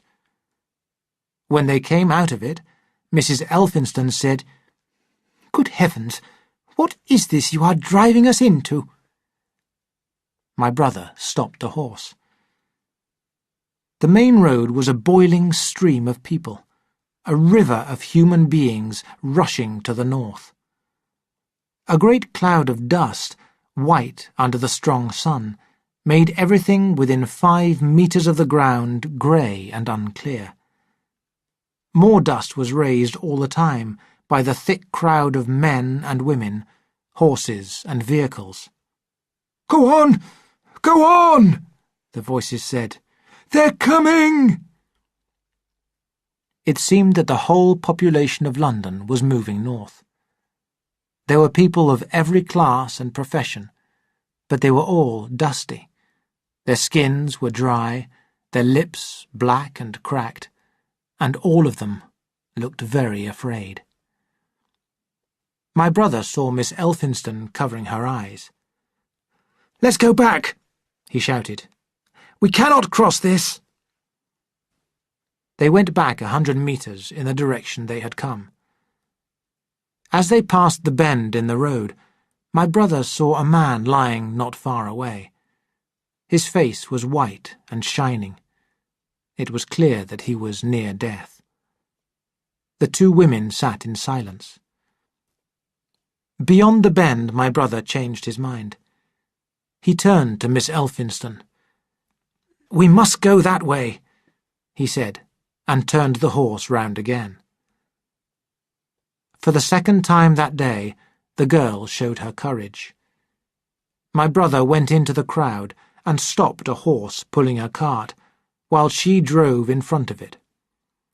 In another moment, they were caught and swept forwards with a stream of vehicles. My brother, with red whip marks on his face and hands from the cart's driver, got up into the driving seat. "Point the gun at the man behind," he said, giving it to her, "if he pushes us too hard. No, point it at his horse." Then they began to look for a chance of getting to the right side of the road. But as soon as they were in the stream of vehicles, there was little they could do. They were taken through Barnet and were more than a kilometre beyond the centre of the town before they could fight their way across to the other side of the road. They turned to the east and climbed a hill. There they stopped for the rest of the afternoon, because they were all exhausted. They were beginning to feel very hungry, and the night was cold. In the evening, many people came hurrying along the road near their stopping place, escaping from unknown dangers and going in the direction from which my brother had come. Chapter 10. The Thunder Child. If the Martians had only wanted destruction, they could have killed the whole population of London on Monday, as it moved out slowly through the neighbouring countryside. If one had flown over London that morning, every road to the north or east would have seemed black with moving refugees, every one a frightened and exhausted human being. None of the wars of history had such an effect. 6 million people, moving without weapons or food or any real sense of direction. It was the start of the death of the human race. And over the blue hills to the south of the river, the Martians moved backwards and forwards, calmly spreading their poison clouds over one piece of country and then over another. They destroyed any weapons they found, and wrecked the railways here and there. They seemed in no hurry, and did not go beyond the central part of London all that day. It is possible that many people stayed in their houses through Monday morning. It is certain that many died at home, killed by the black smoke. Until about midday, there were still many ships on the Thames, attracted by the enormous sums of money offered by refugees.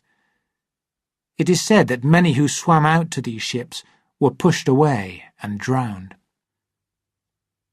At about 1 o'clock in the afternoon, the thin remains of a cloud of black smoke were seen coming through London's Blackfriars Bridge.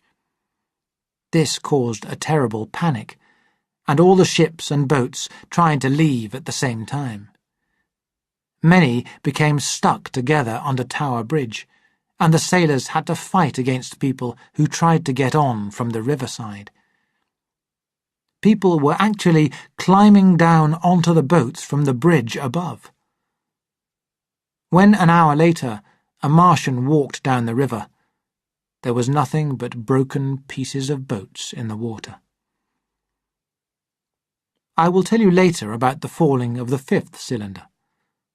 The 6th one fell in Wimbledon.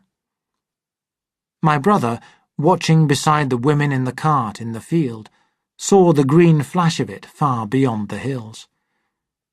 On Tuesday, the 3 of them, still intending to get out to sea, drove through the busy country towards Colchester. That day, the refugees began to realize how much they needed food. As they grew hungry, they began to steal. Farmers defended their animals and crops with guns in their hands. A number of people now, like my brother, were moving to the east, and some were even so desperate that they turned back towards London to get food. These were mainly people from the northern suburbs who had only heard of but not seen the black smoke. My brother heard that about half the members of the government had met in Birmingham, in central England, and that enormous amounts of explosive were being prepared to be used in the Midlands. He was told that the Midland Railway Company had started running trains again, and was taking people north from St Albans. There was also a notice which said that within 24 hours bread would be given to the hungry people. But this did not change their plans, and they continued travelling east. They heard no more about the bread than this notice, and nobody else did either. That night, the 7th cylinder fell in London, on Primrose Hill. On Wednesday, my brother and the 2 women reached Chelmsford, and there a number of people, calling themselves the Council of Public Safety, took their horse for food. Although the 3 of them were hungry themselves, they decided to walk on. After several more hours on the road, they suddenly saw the sea, and the most amazing crowd of ships of all types that it is possible to imagine. After the sailors could no longer come up the Thames, they went to the towns on the Essex coast to take people onto their ships. Close to the shore was a large number of fishing boats from various countries and steamboats from the Thames. Beyond these were the larger ships, a great number of coal ships, ships carrying goods, and neat white and grey passenger ships from Southampton and Hamburg. About 3 kilometres out there was a warship. This was the Thunder Child, the only one in sight. But far away to the right, a column of smoke marked the position of other warships. These waited in a long line, ready for action, right across the mouth of the Thames, watching the Martian attack, but powerless to prevent it. At the sight of the sea, Mrs. Elphinston panicked. She had never been out of England before. She would rather die than be friendless in a foreign country. She had been growing increasingly upset and depressed during the 2 days' journey. Her great idea was to return to Stanmore. Things had always been safe in Stanmore. They would find George in Stanmore.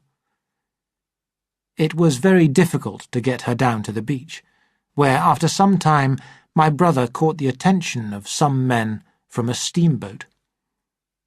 They sent a small boat and agreed on a price of £36 for the 3 passengers. The steamboat was going, these men said, to the Belgian port of Ostend. It was about 2 o'clock when my brother got onto it with the 2 women. There was food available, although the prices were very high, and the 3 of them had a meal. There were already around 40 passengers on the boat, some of whom had spent their last money getting a ticket.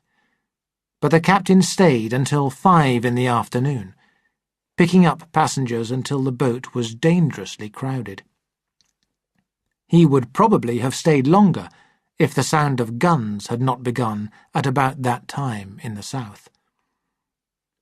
The Thunderchild, too, fired a small gun and sent up a string of flags. Some smoke rose as its engines started. At the same time, far away in the southeast, the shapes of 3 warships appeared, beneath clouds of smoke. The little steamboat was already moving out to sea, when a Martian appeared, small and far away, moving along the muddy coast from the south. The captain swore at the top of his voice at his own delay, and the ship increased speed.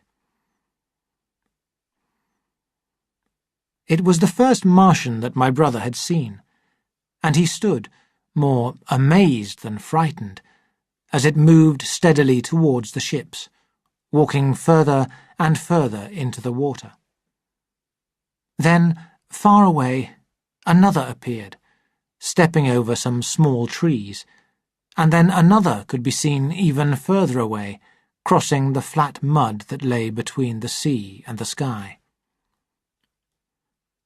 Looking to the northeast, my brother saw the long line of ships already moving away from the approaching terror. One ship was passing behind another. Many were turning. Steamships whistled and sent up clouds of steam. Sails were let out, and small boats rushed here and there. He was so interested in this that he did not look out to sea. And then a quick movement of the steamboat, which had turned to avoid being hit, threw him off the seat on which he had been standing. There was shouting all around him, a movement of feet, and a cheer that seemed to be answered. He got to his feet and saw to the right, less than 100 meters away, the warship cutting through the water at full speed, throwing enormous waves out on either side. Some water came over the side of the steamboat and blinded my brother for a moment. When his eyes were clear again, the warship had passed and was rushing towards the land. He looked past it at the Martians again and saw the 3 of them now close together, and standing so far out to sea that their legs were almost completely under water. It seemed to him that they were surprised by this new enemy. To their minds, perhaps, no other machine could be as large as themselves. The Thunderchild fired no gun, but simply sailed at full speed towards them. Probably because it did not fire, it managed to get quite close. They did not know what it was. If the ship had fired one shell, they would have sent it straight to the bottom with a heat ray. Suddenly, the nearest Martian lowered his tube and fired a cylinder at the Thunderchild. This hit its left side and sent up a black cloud that the ship moved away from. To the watchers on the steamboat, low in the water and with the sun in their eyes, it seemed that the warship was already among the Martians. They saw the 3 thin figures separating and rising out of the water as they moved back towards the shore, and one of them raised the box that fired his heat ray. He held it pointing down, and a cloud of steam came up from the water as it hit the ship. A flame rose up through the steam, and then the Martian began to fall over. In another moment it had hit the sea, and a great amount of water and steam flew high in the air. The guns of the Thunderchild were heard going off, one after another, and one shot hit the water close by the steamboat. No one worried about that very much. As the Martian fell, the captain shouted, and all the crowded passengers at the back of the steamer joined in. And then he shouted again, because rushing out beyond the smoke and steam came something long and black with flames coming from it. The warship could still turn and its engines worked. It went straight toward the second Martian, and was within 100 meters of it when the heat ray hit it. There was a violent bang, a blinding flash, and the warship blew up. The Martian was thrown back by the violence of the explosion, and in another moment the burning wreckage, still moving forwards, had broken the Martian like something made of wood. My brother shouted. A boiling cloud of steam hid everything again. "Two!" shouted the captain. Everyone was shouting, and they could hear shouts and cheers from the other ships and the boats. The steam stayed in the air for many minutes, hiding the third Martian and the coast. All this time, the steamboat was moving steadily out to sea and away from the fight, and when at last the steam cleared, the black cloud got in the way, and they could see nothing of either the Thunderchild or the third Martian. But the other warships were now quite close and moving in towards the shore.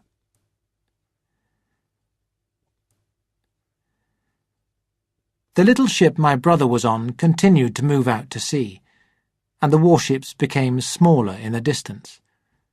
Then, suddenly, out of the golden sunset, came the sound of guns and the sight of black shadows moving. Everyone moved to the side of the steamboat and looked to the west, but smoke rose and blocked the sun. Nothing could be seen clearly. The ship travelled on, while the passengers wondered. The sun sank into grey clouds, the sky darkened, and an evening star came into sight. Then the captain cried out and pointed. Something rushed up into the sky, something flat and broad and very large, and flew in a great curve. It grew smaller, sank slowly, and disappeared again into the night. And as it flew, it rained down darkness on the land. Chapter 11. Earth Under the Martians. In the last 2 chapters I have moved away from my own adventures to tell of the experiences of my brother.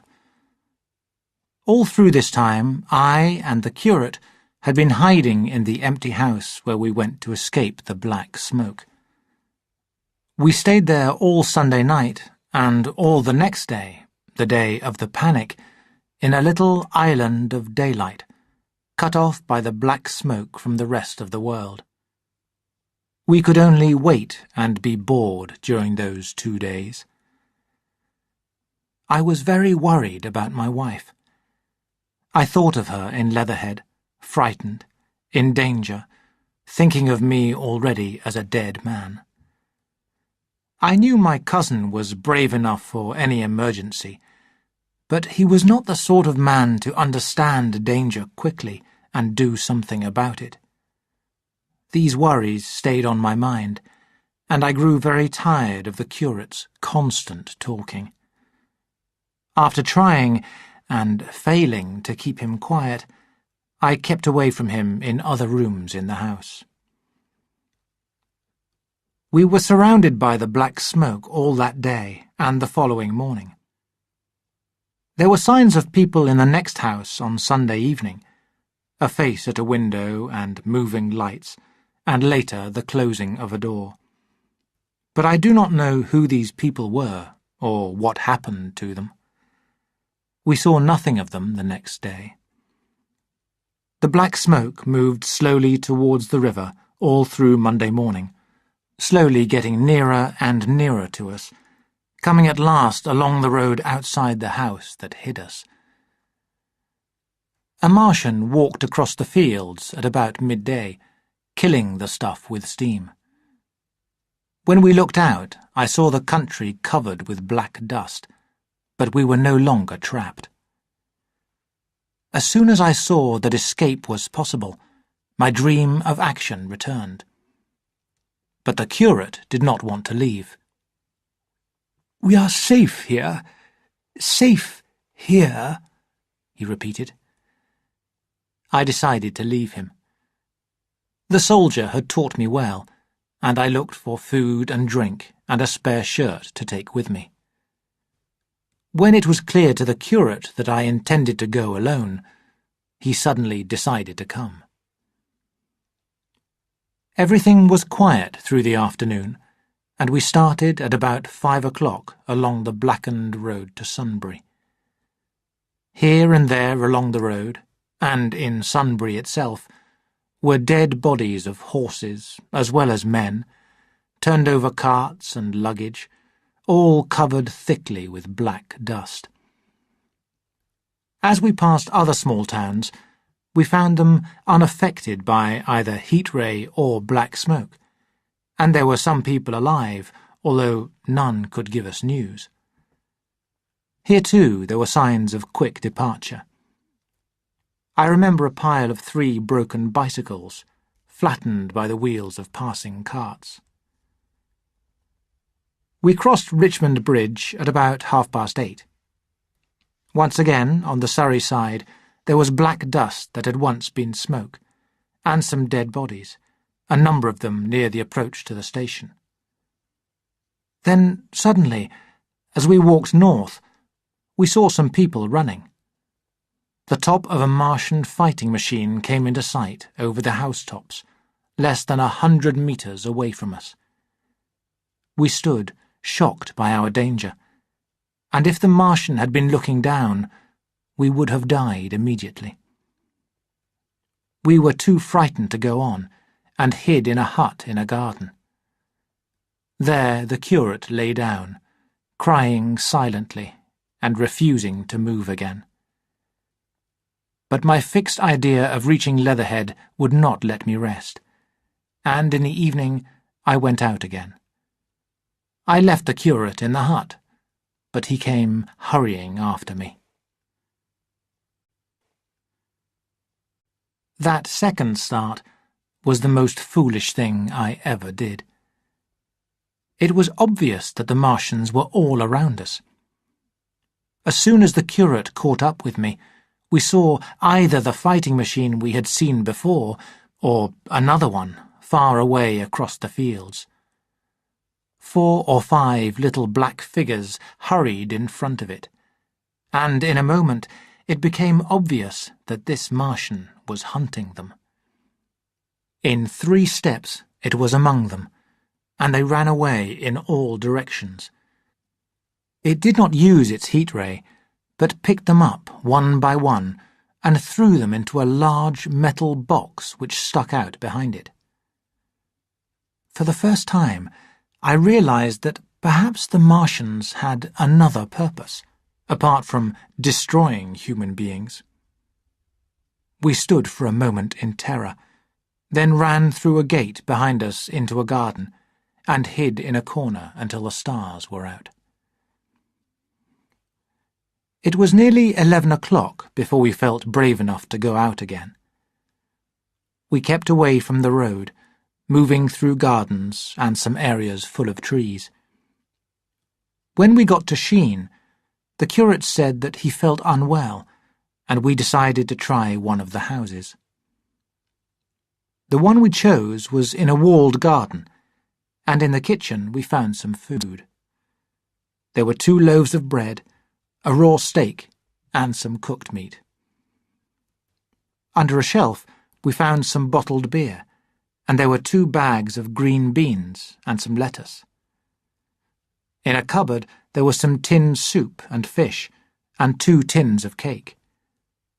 I am listing these exactly because we lived on this food for the next fortnight.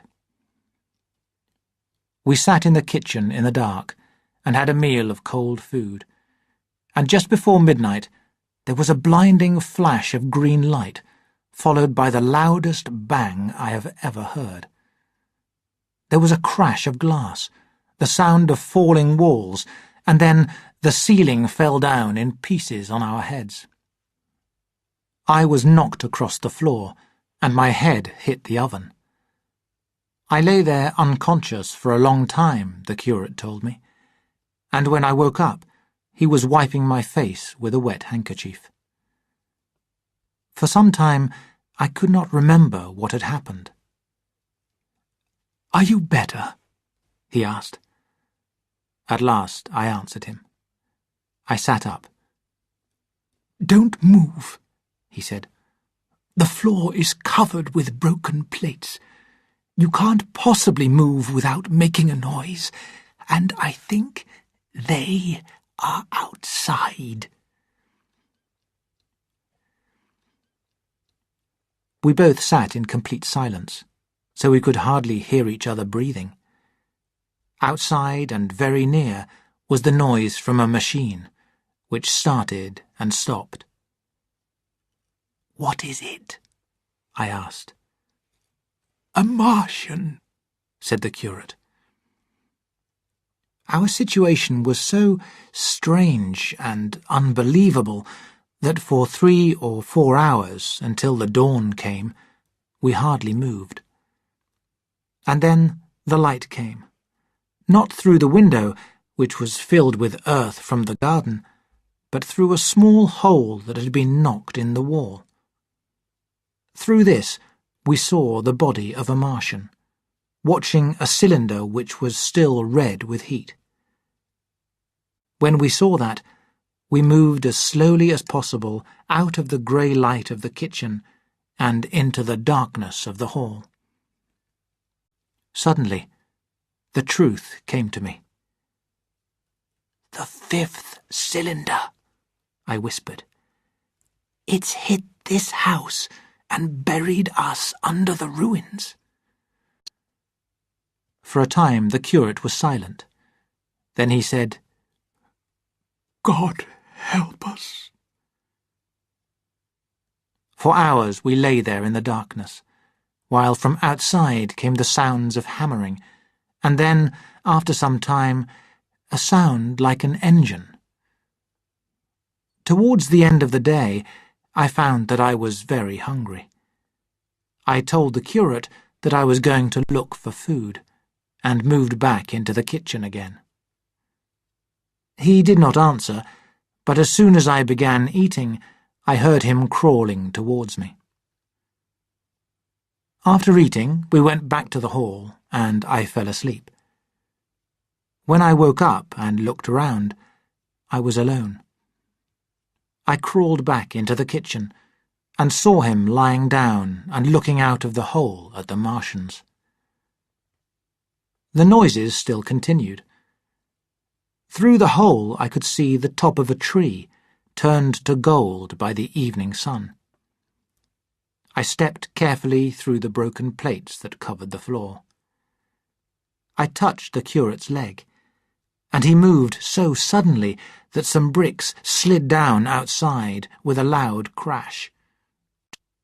I took hold of his arm, afraid that he might cry out, and for a long time we remained still.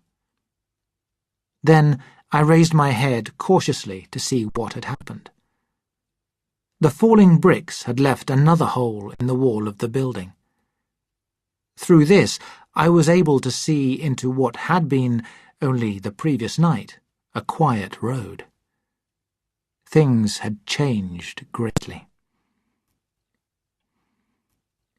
The 5th cylinder had not fallen on our house, but on top of the house next door. The building had completely disappeared. The cylinder had gone right through it and made a large hole in the ground, much larger than the pit I had looked into in Woking. The earth all around had been thrown up over the neighbouring houses. Our house had fallen backwards. The front part of it had been destroyed completely. By chance, the kitchen had escaped and now stood buried under earth and bricks, covered on every side except towards the cylinder. We now lay on the very edge of the enormous round pit that the Martians were making. The cylinder was already open in the centre of the pit, and on the furthest side, one of the great fighting machines, empty now, stood tall and unmoving against the evening sky. However, at first I hardly noticed the pit and the cylinder because of the strange, shining machine that I saw working there, and the odd creatures that were crawling slowly and painfully across the earth near it.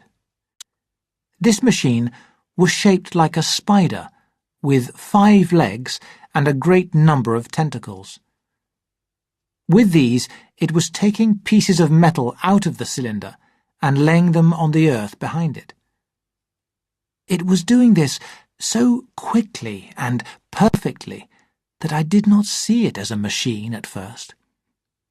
The fighting machines were extraordinary, but could not compare to this building machine. People who have never seen these things can hardly understand how alive they looked. I had seen the Martians themselves once before, but only for a short time, and then the sight had almost made me sick. Now I was more used to them, and was in a good position with a lot of time to study them properly. They were the strangest creatures it is possible to imagine. They had large, round bodies, or perhaps heads, about 1.5 meters across. Each body had a face in front of it. This face had no nose. I do not think they had any sense of smell. But it had a pair of very large, dark eyes, and just beneath these, a kind of V-shaped mouth. In the back of the head, or body, I do not really know what to call it, there was a flat surface like the skin of a drum, which we now know worked as an ear. Around the mouth were 16 thin, whip-like tentacles, arranged in 2 groups of 8. These worked like hands.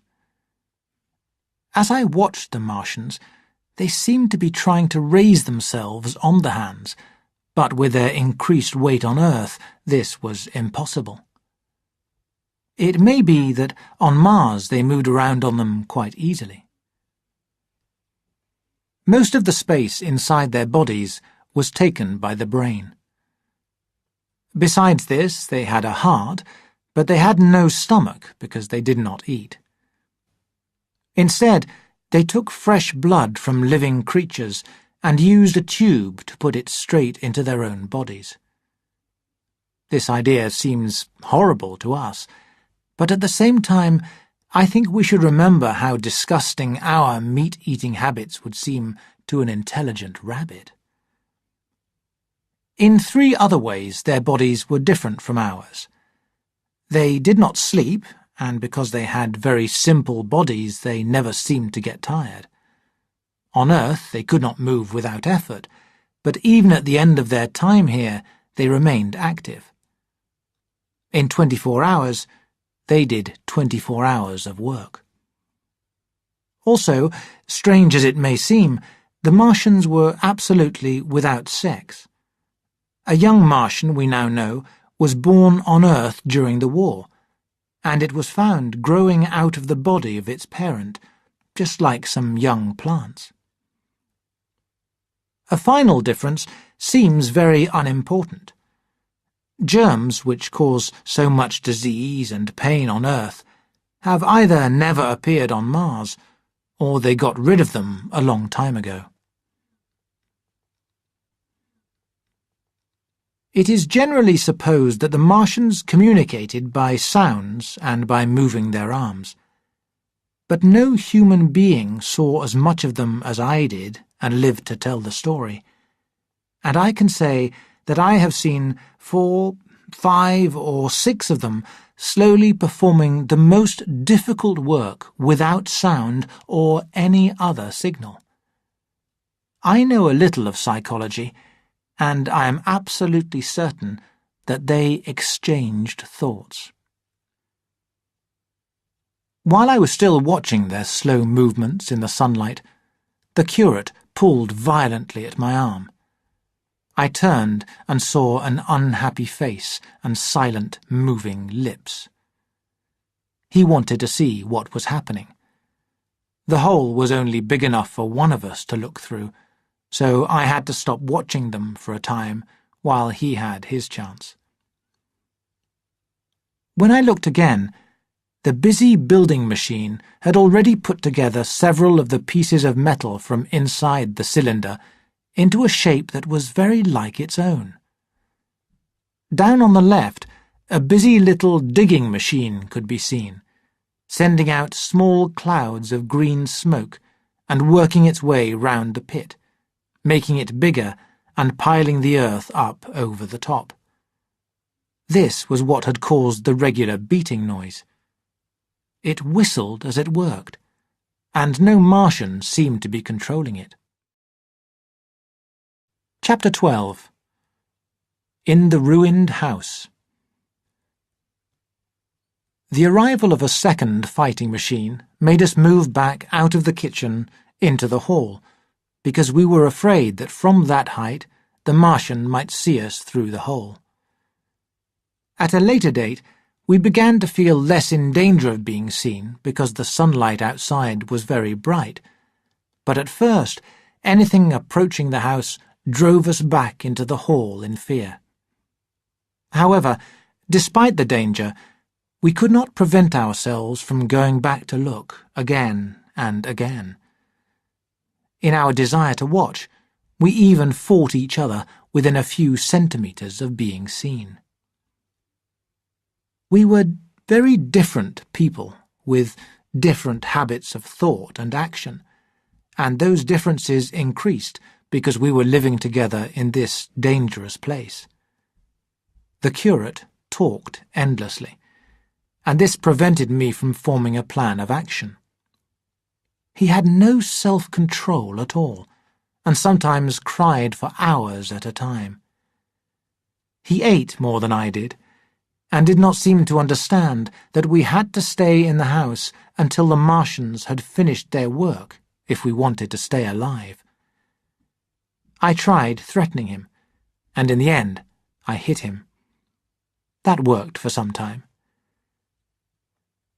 The curate was watching through the hole when the first men were brought there. I was sitting near him, listening hard. He made a sudden movement backwards, and for a moment I shared his panic. Then curiosity gave me courage, and I got up, stepped across him, and went to the hole. At first I could see no reason for his behaviour. The night was coming, but the Martians had lights on their machines. The whole scene was one of moving lights and shadows, difficult for the eyes. The Martians at the bottom of the pit could no longer be seen, because the earth around it was now so high. A fighting machine stood in the corner of the pit. Then, through the noise of the machinery, came the faint sound of human voices. I watched the fighting machine closely, sure for the first time that it did actually contain a Martian. I could see the oily shine of its skin and the brightness of its eyes. And suddenly I heard a shout and saw a long tentacle reaching over the shoulder of the machine to the little cage on its back. Then something struggling violently, was lifted high against the sky and brought down again. I saw that it was a man. He was fat, red-faced, middle-aged, well-dressed. Perhaps earlier he had been important. He disappeared behind the pile of earth, and for a moment there was silence. Then we heard him scream, and the sound of long and cheerful calling from the Martians. I moved away from the hole, put my hands over my ears, and ran into the hall. The curate, who had been lying silently with his arms over his head, looked up as I passed, cried out quite loudly, and came running after me.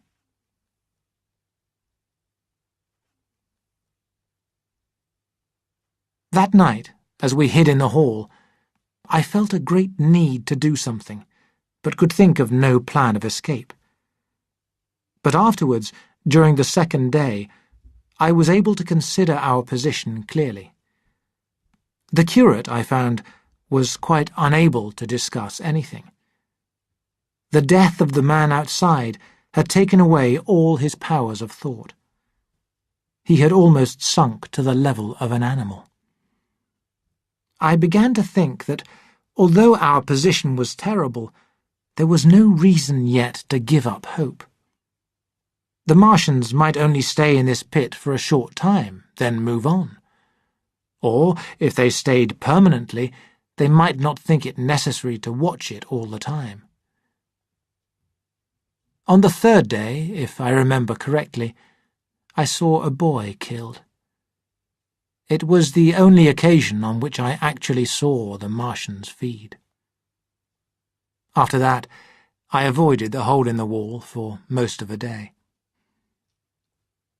The Martians had made such an impression on me that at first I did not think I could escape. I did not think that they could be defeated by human beings. But on the fourth or fifth night, I heard a sound like heavy guns. It was very late, and the moon was shining brightly. The Martians had taken away the digging machine, and apart from the fighting machine on the far side of the pit and a building machine that was busy out of my sight, the pit was empty. I heard a dog, and that familiar sound made me listen. Then I heard a noise exactly like the sound of big guns. I heard 6 bangs, and then 6 more, and that was all.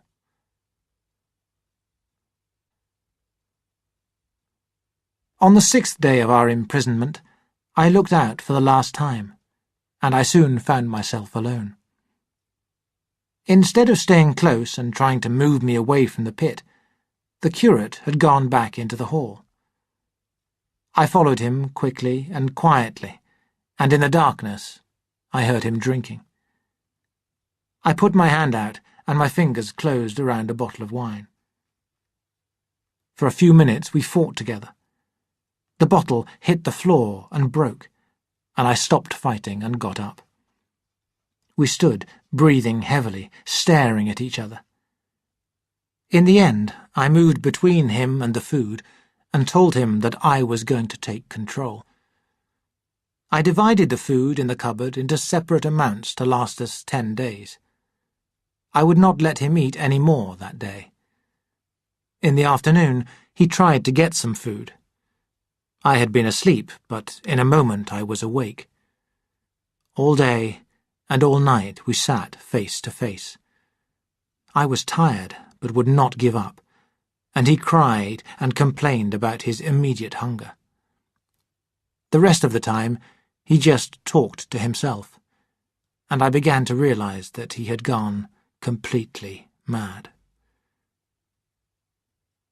Through the 8th and 9th days, his voice grew louder. He threatened me, begged me, and this was mixed with a great deal of talk about his service to God. Then he slept for some time, and began again with even more strength, so loudly that I had to try to stop him. "Be still," I demanded. He rose to his knees.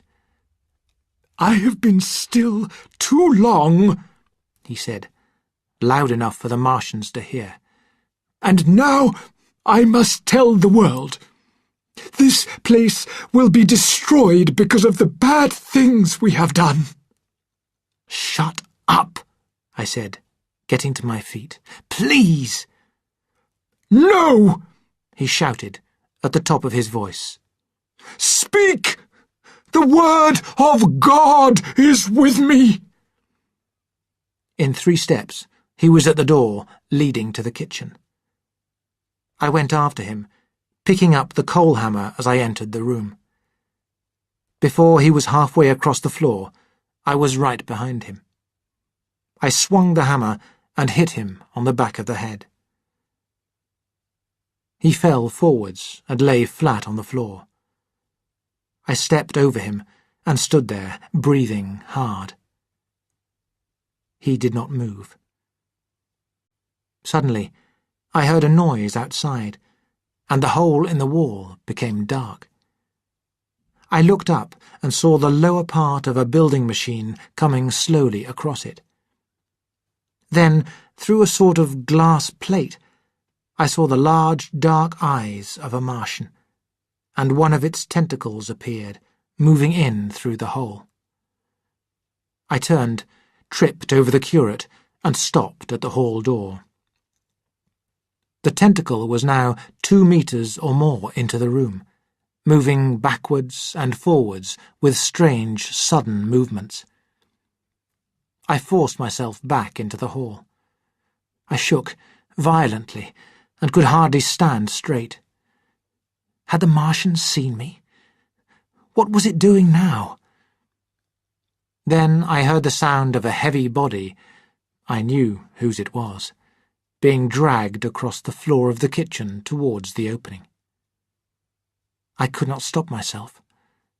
I moved to the door and looked back into the kitchen. In the light from outside, I saw the Martian studying the curate's head. I thought at once that it would know that I was there from the mark of the hammer. I shut the door and moved back into the hall and tried to hide myself in the corner. Then I heard a faint metallic sound as the tentacle moved back across the kitchen floor. I thought that it might not be long enough to reach me. I prayed. Then I heard it touching the handle.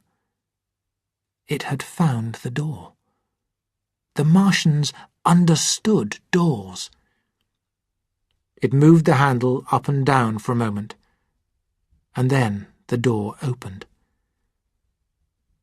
In the darkness, I could just see the thing moving towards me and examining the wall and the floor. It was like a black snake moving its head from side to side. Once even, it touched my boot. I almost screamed, but I bit my hand. For a time, it did not move. Then it moved back through the door. I heard it go into the food cupboard. It moved the tins, and a bottle broke. Then there was silence. Had it gone? At last I decided that it had. The tentacle did not come into the hall again, but I lay all the 10th day in the darkness, too frightened even to move for a drink. I did not enter the kitchen again for 2 days. When at last I did, I found that the food cupboard was now empty. The Martians had taken everything. On that day and the next I had no food and nothing to drink. On the 12th day, my thirst was so bad that I went into the kitchen and used the noisy rainwater pump that stood by the sink.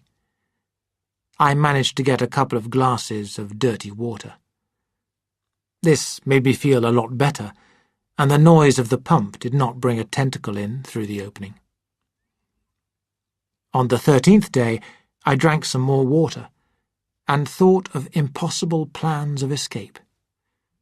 Whenever I slept, I dreamed either of the death of the curate or of wonderful dinners.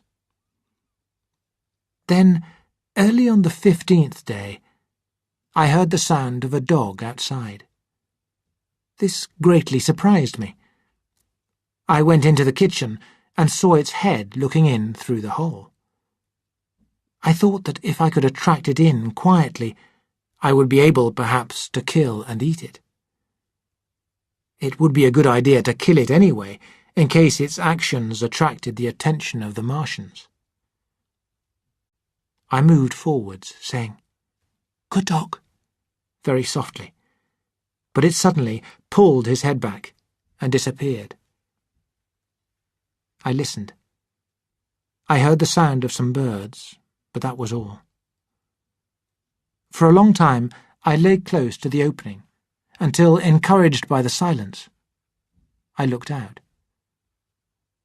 Except in the corner, where a number of birds fought over some dead bodies, there was not a living thing in the pit. I stared around, hardly believing my eyes. All the machinery had gone. Slowly, I made the opening larger and pushed myself through it. I could see in every direction except behind me, and there were no Martians in sight. I hesitated. Then, with a rush of desperate courage, and with my heart beating violently, I climbed to the top of the pile of earth in which I had been buried. When I had last seen this part of Sheen, it had been a street of comfortable white and red houses. Now the neighbouring ones had all been destroyed. Far away I saw a thin cat walking along a wall, but there was no sign of people.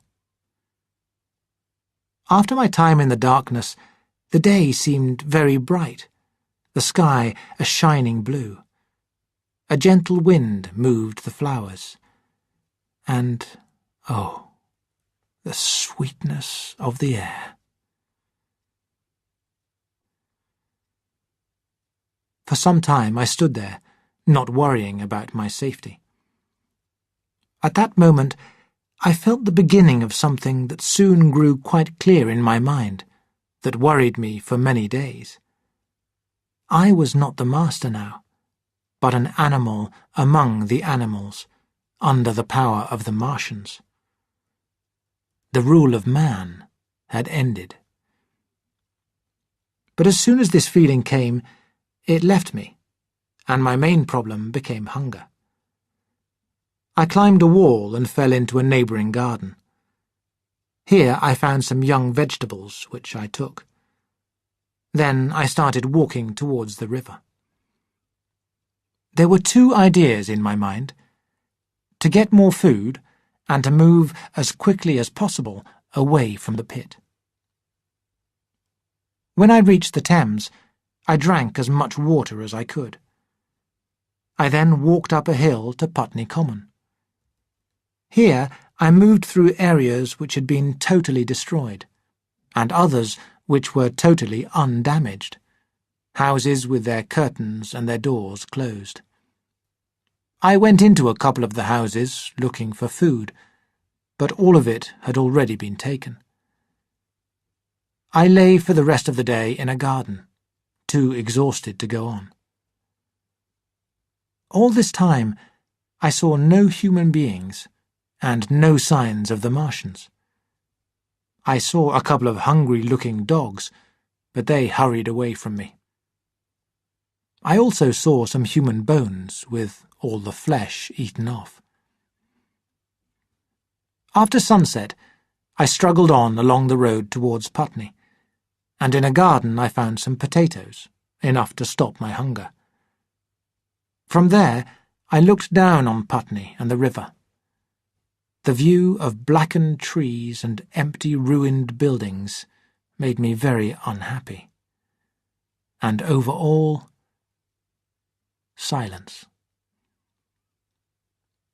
It filled me with terror to think how quickly that great change had come. Near the top of Putney Hill, I came across more human bones, eaten clean and left lying around. The Martians, it seemed, had killed and eaten everyone around there, except for a few lucky ones like myself. They were now looking for food somewhere else. Perhaps even now they were destroying Berlin or Paris, or maybe they were moving north. Chapter 13.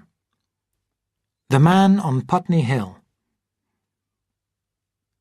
I spent that night in the pub that stands on the top of Putney Hill, sleeping in a made bed for the first time since I had run away to Leatherhead.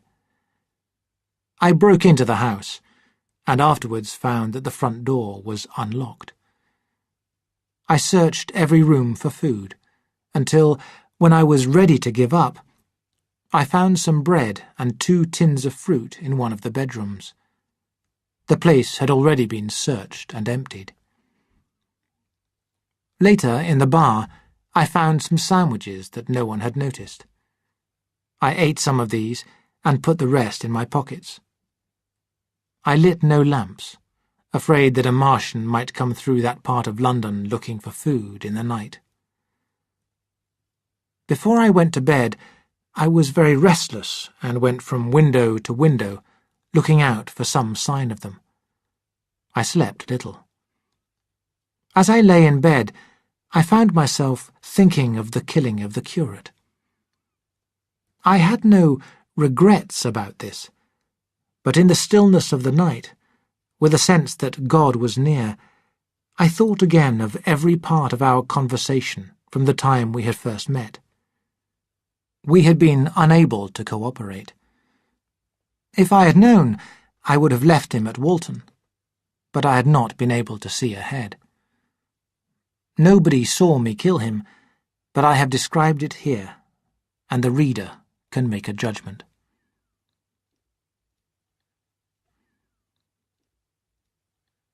The morning was bright and fine, and there were little golden clouds in the eastern sky.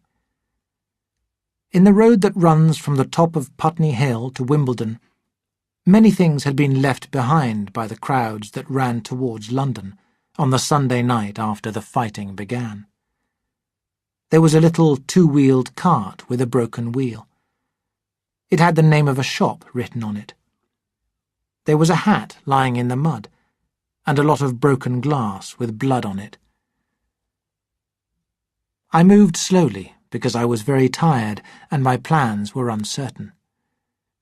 I had an idea of going to Leatherhead, although I knew there was little chance of finding my wife there. Certainly, unless they had been killed, she and my cousins would have run away. I came to the edge of Wimbledon Common and stood there under cover of some trees and bushes. It stretched far and wide, and I hesitated on the edge of that large open space. Soon I had an odd feeling of being watched, and, turning suddenly, I saw something hiding in some of the bushes. I took a step towards it, and it rose up and became a man armed with a sword. I approached him slowly.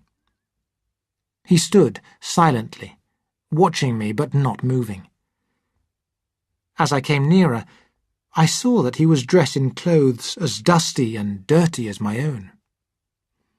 His black hair fell over his eyes, and his face was dark and dirty and thin, so at first I did not recognize him.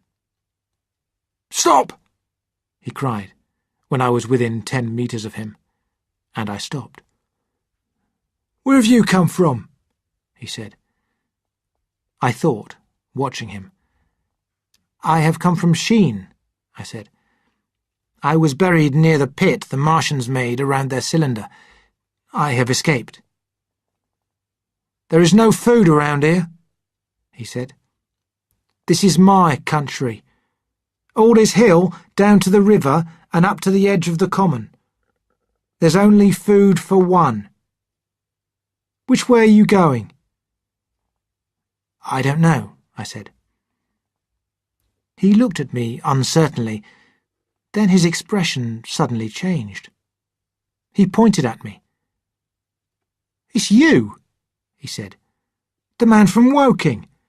And you weren't killed at Weybridge?" I recognized him at the same moment. "You're the soldier who came into my garden." "What luck," he said. "We are lucky ones."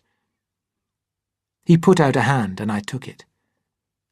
"I hid," he said. "But they didn't kill everyone.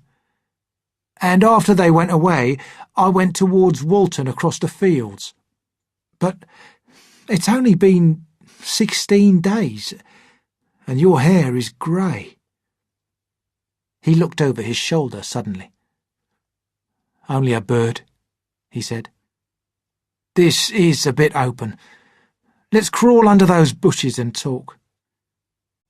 "Have you seen any Martians?" I asked. "Since I got out, they've gone away across London," he said. "I guess they've got a bigger camp there. 'The night before last, I saw some lights up in the air, I believe they've built a flying machine and are learning to fly." I stopped, on hands and knees, because we had come to the bushes. "Fly?" "Yes," he said, "fly." I crawled into an open space in the bushes and sat down. "If they manage to do that, we haven't got a chance," I said. "They will simply go round the world." "They will. But it will make things easier around here. And besides," he looked at me, "don't you believe that we're beaten?" "I do." I stared. Strange as it may seem, I had not thought of things this way, although it was perfectly obvious. I had still held on to some hope. "It's finished," he said. "They've lost one, just one, and they've taken over the capital of the most powerful country in the world. The death of that one at Weybridge was an accident, and these are only the first ones. They keep coming. These green stars, I've seen none for 5 or 6 days, but I've no doubt they're falling somewhere every night. There's nothing we can do. We're beaten." I did not answer. I sat staring in front of me, trying without success to find a way of arguing against him. Suddenly, I remembered the night I had watched through the telescope. After the 10th shot, they fired no more, at least until the first cylinder came. "How do you know?" said the soldier. I explained. "Something wrong with the gun?" he said. "But even if there is, they'll get it right again." We sat looking at each other. "And what will they do with us?" I said. "That's what I've been thinking," he said. "It seems to me that at the moment they catch us when they want food, but they won't keep doing that. As soon as they've destroyed all our guns and ships and railways, they'll begin to catch us one by one, picking the best and keeping us in cages and things. They haven't begun on us yet. Don't you see that?" "Not begun?" I cried. "Not begun. And instead of rushing around blindly, we've got to change to suit the new situation. That's how I see it." "But if that's true," I said, "what is there to live for?" "There won't be anything important for 1,000,000 years or more. No music, no art, and no nice little visits to restaurants. No entertainment. But men like me are going to go on living, so human beings can continue. And, if I'm not mistaken, you'll show how strong you are too. We aren't going to be killed, and I don't intend to be caught either, and caged and fattened. Ugh!" "You don't mean—" "I do. I'm going on, under their feet. I've thought about it. We've got to learn while we've got a chance, and we've got to live and stay independent while we learn. That's what has to be done." I stared, surprised and greatly affected by the man's courage. "Good God," I said. "You are a brave man." And suddenly I held his hand. "Go on," I said. "Well, people who intend to escape them must get ready. I'm getting ready. But not all of us can live like animals, and that's how we'll have to live. That's why I watched you. I had my doubts. You're thinner. I didn't know that it was you see. All these, the sort of people that lived in these houses, all those little office workers that used to live down that way, they'd be no good. They hadn't any spirit in them, no proud dreams and no great ideas. They just used to rush off to work. I've seen hundreds of them, with a bit of breakfast in their hand, running to catch their train, frightened they'd be sacked if they didn't. Well, the Martians will be a good thing for them. Nice big cages, fattening food, no worry. After a week or two running around the fields on empty stomachs, they'll come and be caught quite happily. He paused. The Martians will probably make pets of some of them, train them to do tricks, who knows? And some, maybe, they will train to hunt us. No, I cried. That's impossible. No human being. What's the good of going on with such lies? Said the soldier. There are men who would do it cheerfully. What nonsense to pretend there aren't. And I realized that I agreed with him. I sat and thought about these things. It was interesting that he, an ordinary soldier, seemed to have a much better understanding of the situation than I, a professional writer. "What plans do you have?" I said. He hesitated. "Well, we have to invent a life where people can live and have children, and be safe enough to bring the children up. Yes. Wait a bit, and I'll make it clearer what I think ought to be done. The ones the Martians capture will be like farm animals. In a few years they'll be big, beautiful, stupid, rubbish. But we who stay free risk turning into wild animals. You see, I intend to live underground. I've been thinking about the drains. Under London, there are hundreds of kilometres of them, and we can dig passages between the drains and buildings. And then there are the railways, where they go underground. You begin to see? And we'll get some people together, strong, clean-minded men. We're not going to accept any rubbish that comes in. Weak ones go out again." "As you intended me to go?" "Well, I discussed it, didn't I?" "We won't argue about that. Go on." "The people who stay will obey orders. We want strong, good women too, mothers and teachers. No lazy ones with rolling eyes. We can't have any weak or silly ones. Life is real again, and the useless and bad ones have to die. They ought to die. They ought to be willing to die. It would be wrong of them to live and weaken the others. But it's no good just staying alive. That's just living like rats. We have to save our knowledge and add to it. That's why men like you are needed. We must make great, safe places deep underground and get all the books we can. Not novels and poetry, but ideas, science books. We must go to the British Museum and choose the best books in it. Especially, we must keep our science. Learn more." The soldier paused and laid a brown hand on my arm. "In fact, it may not be so difficult to learn how their fighting machines work.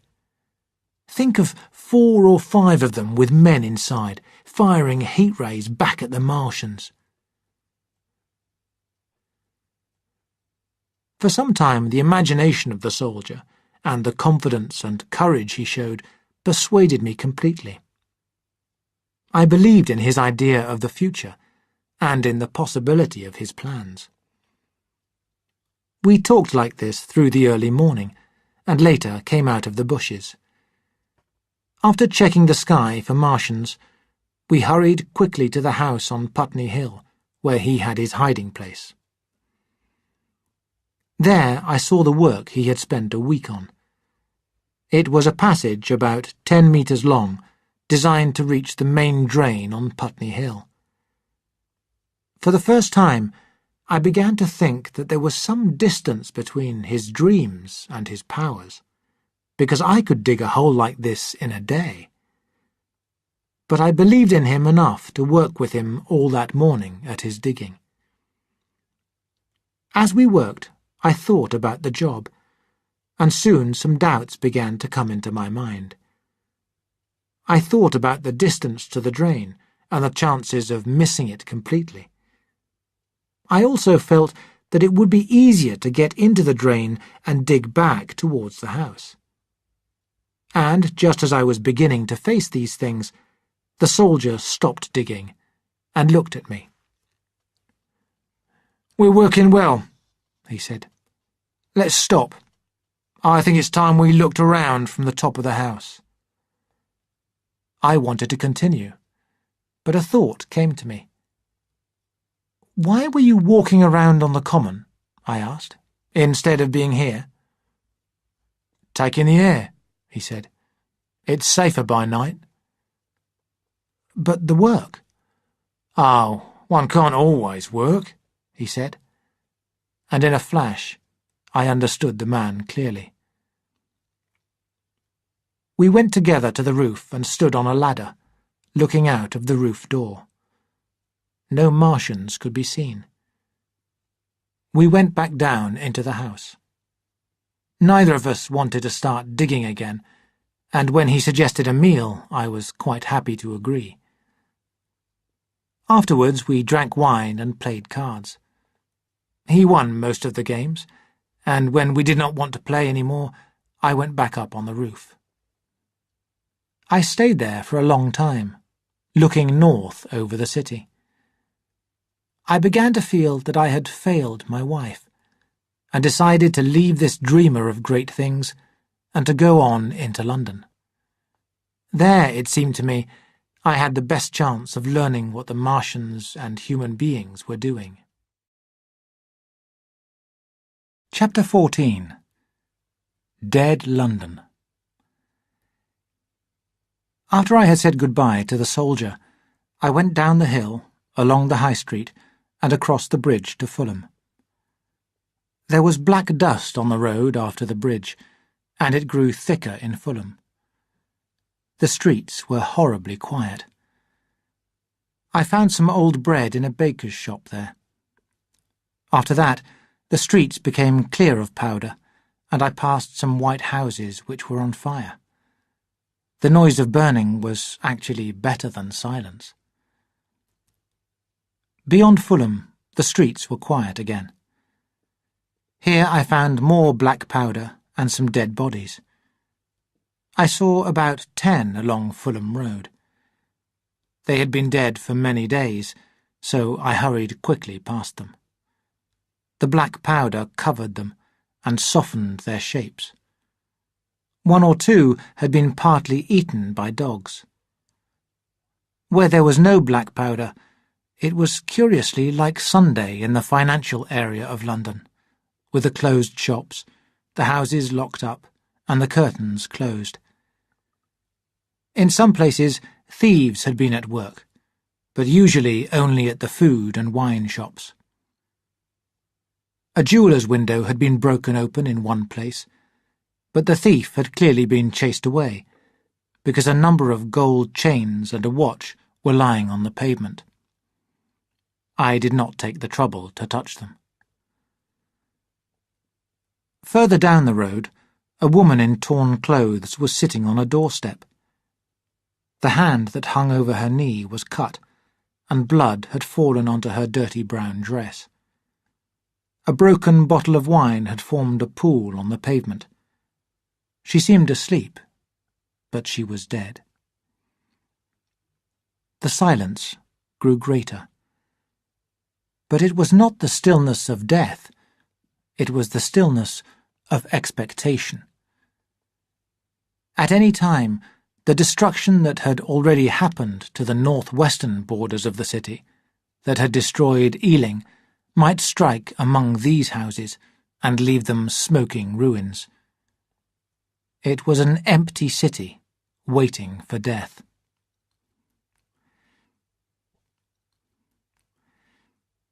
In South Kensington, the streets were clear of dead people and of black powder, and near there I first heard the howling.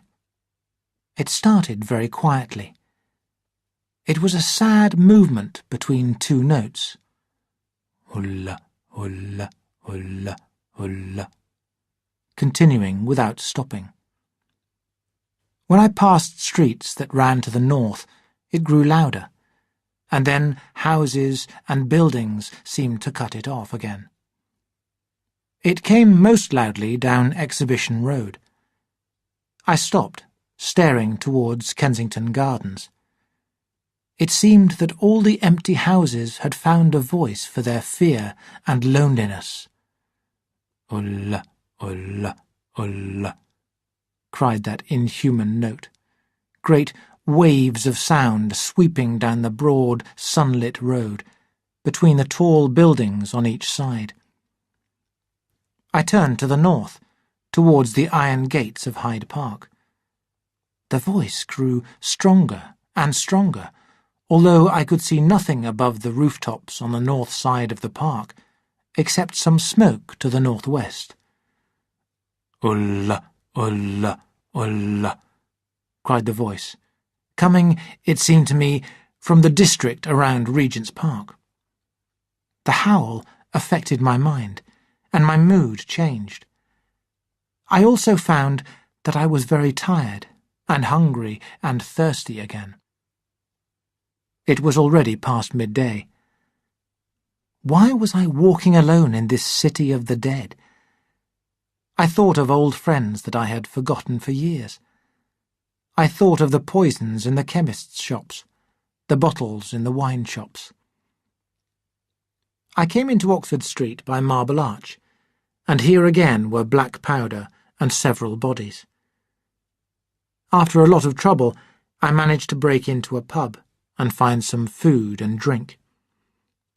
I was tired after eating, and went into the room behind the bar and slept on a black leather sofa that I found there. I awoke to find that sad howling still in my ears. Ulla, ulla, ulla, ulla, ulla. It was now getting dark, and after I had found some bread and cheese in the bar, I walked on through the silent squares to Baker Street, and so came at last to Regent's Park. And as I came out of the top of Baker Street, I saw far away over the trees, in the clearness of the sunset, the top of the Martian fighting machine from which this howling came. I was not frightened. I watched it for some time, but it did not move. It appeared to be standing and calling for no reason that I could discover. I tried to work out a plan of action. That non-stop sound of ulla, ulla, ulla, ulla confused my mind. Perhaps I was too tired to be very afraid. Certainly, I was more curious to know the reason for this howling. I turned and went into Park Road, intending to go round the edge of the park, with houses between us to keep me safe, and get a view of this unmoving, howling Martian from the direction of St. John's Wood. I came to a destroyed building machine halfway to St. John's Wood station. At first, I thought a house had fallen across the road, but when I climbed up on the ruins, I saw with a shock this great machine lying, with its tentacles bent and twisted, among the ruins that it had made. The front part of it was pushed in. It seemed that it had been driven blindly straight at the house, and had been turned over when the house fell on it. Wondering about all that I had seen, I moved on towards Primrose Hill. Far away, through a space in the trees, I saw a second Martian fighting machine, as unmoving as the first, standing in the park near the zoo. Then the sound of ulla, ulla, ulla, ulla stopped. The silence came suddenly. And now night, the mother of fear and mystery, was coming. London around me looked like a city of ghosts. My imagination heard 1,000 noiseless enemies moving. Terror came to me. In front of me, the road became black, and I saw the twisted shape of a body lying across the pavement. I could not go on. I turned down St. John's Wood Road and ran away from this terrible stillness. I hid from the night and the silence until long after midnight in a garden hut in Harrow Road. But before dawn my courage returned, and while the stars were still in the sky, I turned again towards Regent's Park. I lost my way among the streets, and soon saw down a long road, in the half-light of the early dawn, the curve of Primrose Hill. There, on the top, high against the early morning stars, was a third Martian, standing still like the others. A mad idea came to me. I would die and end it, and I would save myself even the trouble of killing myself. I marched on without fear towards this great machine, and then, as I came nearer and the light grew, I saw that a number of blackbirds were circling and gathering around the top of it. I began to feel very happy, and I started running along the road. I got onto the grass before the sun rose. Great piles of earth had formed around a pit at the top of the hill, the final and largest one the Martians had made, and from behind these piles thin smoke rose against the sky. Against the skyline, an eager dog ran and disappeared. The thought that had flashed into my mind grew real and believable. I felt no fear, only a wild, shaking excitement as I ran up the hill towards the unmoving Martian. Out of the top of it hung long, brown pieces of flesh, which the birds were tearing away. In another moment I had climbed a pile of earth and stood on its top, and the pit was below me. It was a large space, with enormous machines here and there within it, great piles of material and strange buildings. And all around it, some in their overturned war machines, and some in building machines, and 10 of them lying in a row, were the Martians. Dead. They had been killed by germs against which their systems could not fight. Killed after all man's machines had failed, by the smallest things that God has put on this earth.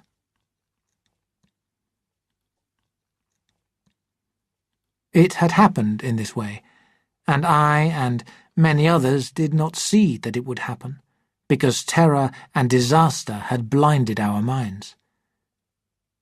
These germs of disease have killed people and animals since the beginning of time, but over these many years we have developed the ability to fight against them. But there are no germs on Mars, and as soon as the Martians arrived, as soon as they drank and fed, our tiny friends began to destroy them. By paying with 1,000,000 lives, human beings have bought their right to live on Earth. It is our home, and would be ours even if the Martians were 10 times as strong as they are. I stood staring into the pit, and my heart grew wonderfully happy as the rising sun lit up the world around me.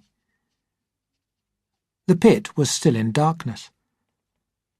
Only the tops of the great engines, so unearthly in their shape, could be seen in the morning light.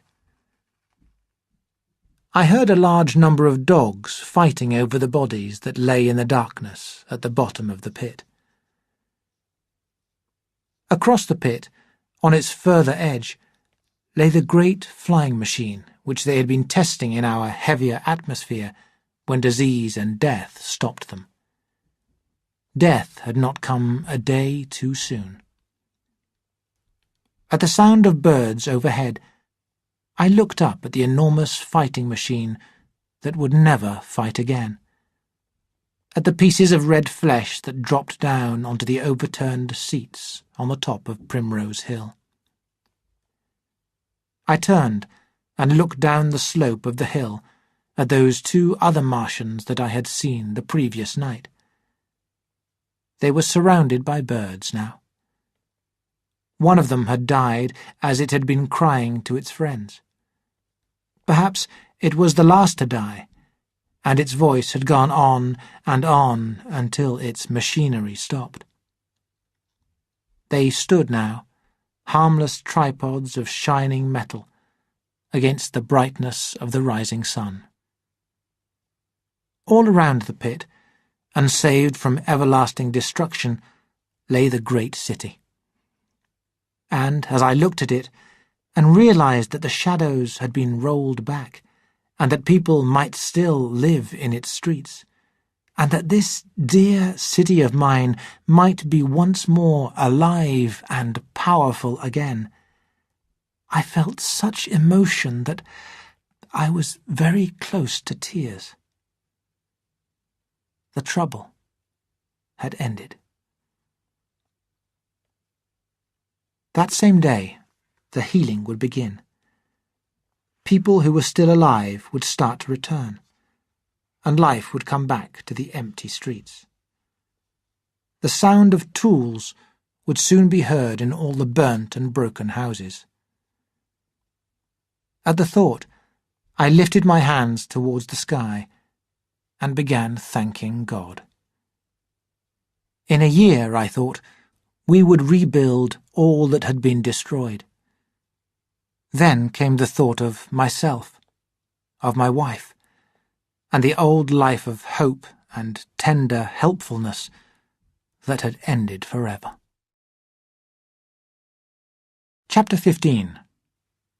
Wreckage. And now comes the strangest thing in my story. But perhaps it is not totally strange. I remember clearly and in great detail all that I did that day until the time when I stood crying on the top of Primrose Hill. And then I forget. I know nothing of the next 3 days. I have learned since then that I was not the first discoverer of the Martian defeat. Several wanderers like me had already known about it on the previous night. One man, the first, had even managed to send a telegram to Paris.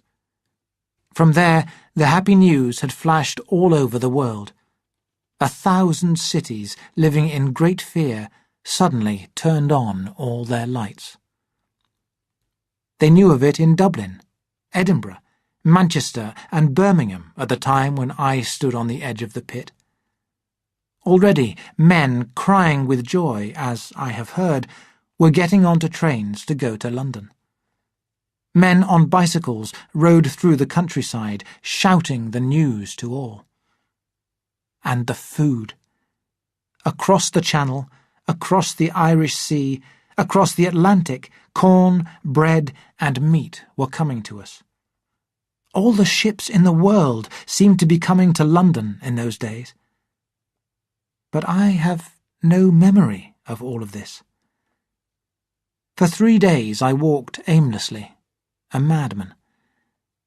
Then I found myself in a house of kind people who had found me. They have told me since that I was singing a crazy song about the last man left alive, the last man left alive. Although they were troubled with their own affairs, these people were very helpful to me. They gave me a place to stay and protected me from myself. Very gently, when my mind was working again, they told me all they knew about what had happened in Leatherhead. 2 days after I was imprisoned, it had been destroyed, with every person in it, by a Martian. He had swept it all away for no reason at all, it seemed. I was a lonely man, and they were very kind to me. I was a sad one, too, and they were patient with me. I stayed with them for 4 days after my recovery. All that time, I felt a growing need to look again at whatever remained of the little life that had seemed so happy and bright in my past. My hosts tried to change my mind, but at last, promising faithfully to return to them, I went out again into the streets that had lately been so dark and strange and empty. Already they were busy with returning people. In places there were even shops open. I remember how bright that day seemed as I went sadly back to the little house in Woking. How busy the streets were, and how full of life. But then I noticed how ill the people looked, and how many of them still wore old and dirty clothes. The churches were giving out bread sent to us by the French government, and tired-looking policemen stood at the corners of every street. At the end of Waterloo Bridge, I bought a copy of the first newspaper to reappear. I learned nothing new, except that already in 1 week the examination of the Martians' machines had produced amazing results. Among other things, the newspaper said that the secret of flying had been discovered. I did not believe this at the time. At Waterloo, I found that free trains were taking people to their homes. The first rush had already ended, and there were few people on the train. The city we went through was dirty with the powder of the black smoke, despite 2 days of thunderstorms and rain.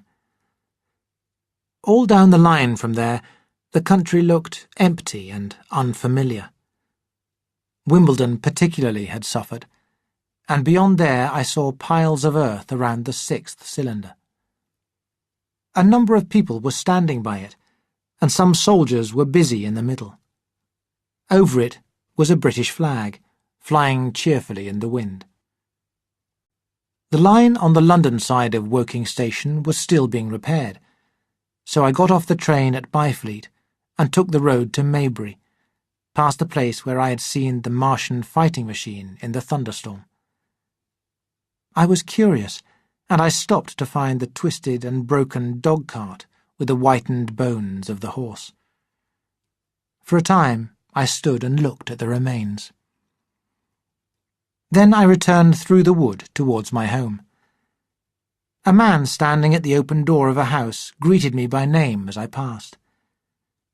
I looked at my own house with a quick flash of hope that died immediately. The door had been broken, and it was opening slowly as I approached. It blew shut again. The curtains of my study blew out of the open window from which I and the soldier had watched the dawn. No one had closed it since then. I went into the hall, and the house felt empty. The stair carpet was discoloured where I had sat, wet to the skin from the thunderstorm on that first terrible night. Our muddy footsteps still went up the stairs. I followed them to my study, and found, lying on my writing table, the page of work I had left on the afternoon of the opening of the cylinder. For some time I stood reading it.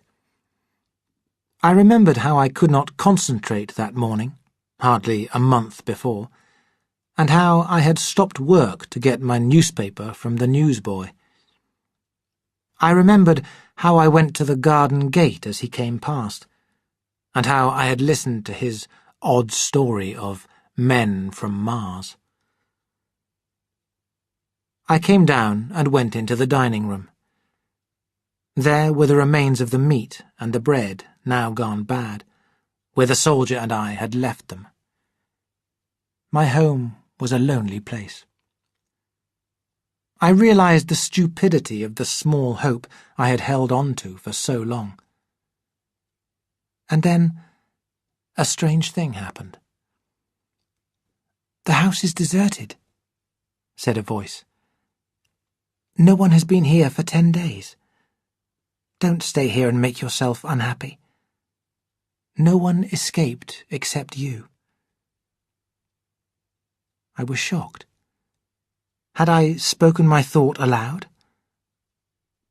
I turned, and the door to the garden was open behind me.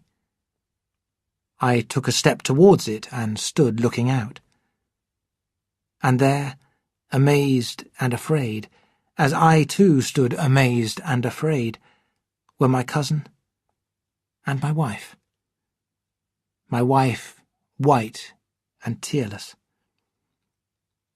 She gave a faint cry. "I came here," she said. "I knew. She put her hand to her throat and started to fall. I stepped forwards and caught her in my arms.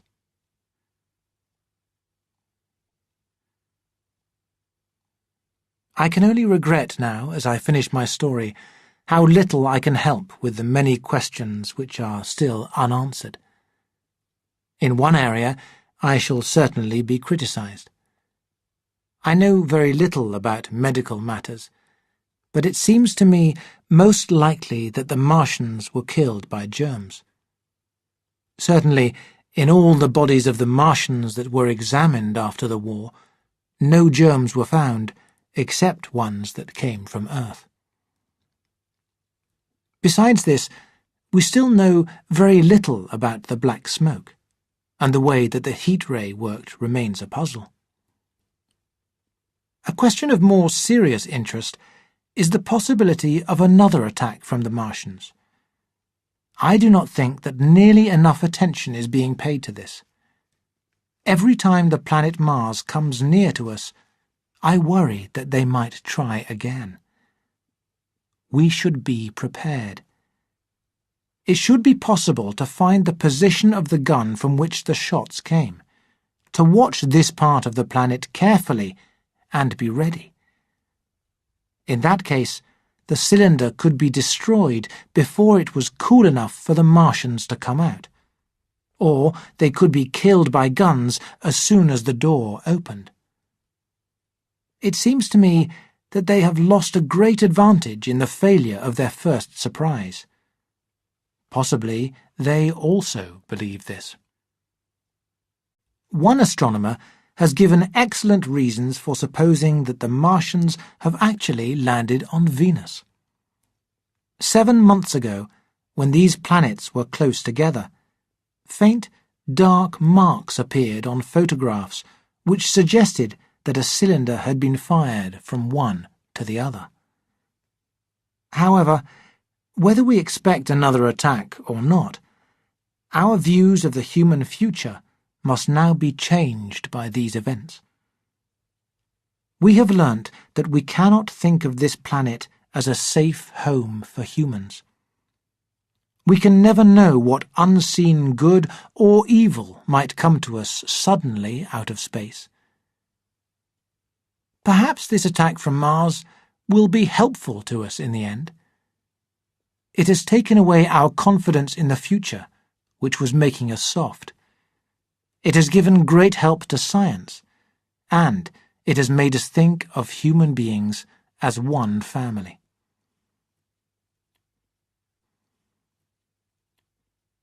Perhaps across the great distances of space, the Martians have watched what happened to the ones that landed on Earth and learned their lesson, and have found a safer home on the planet Venus.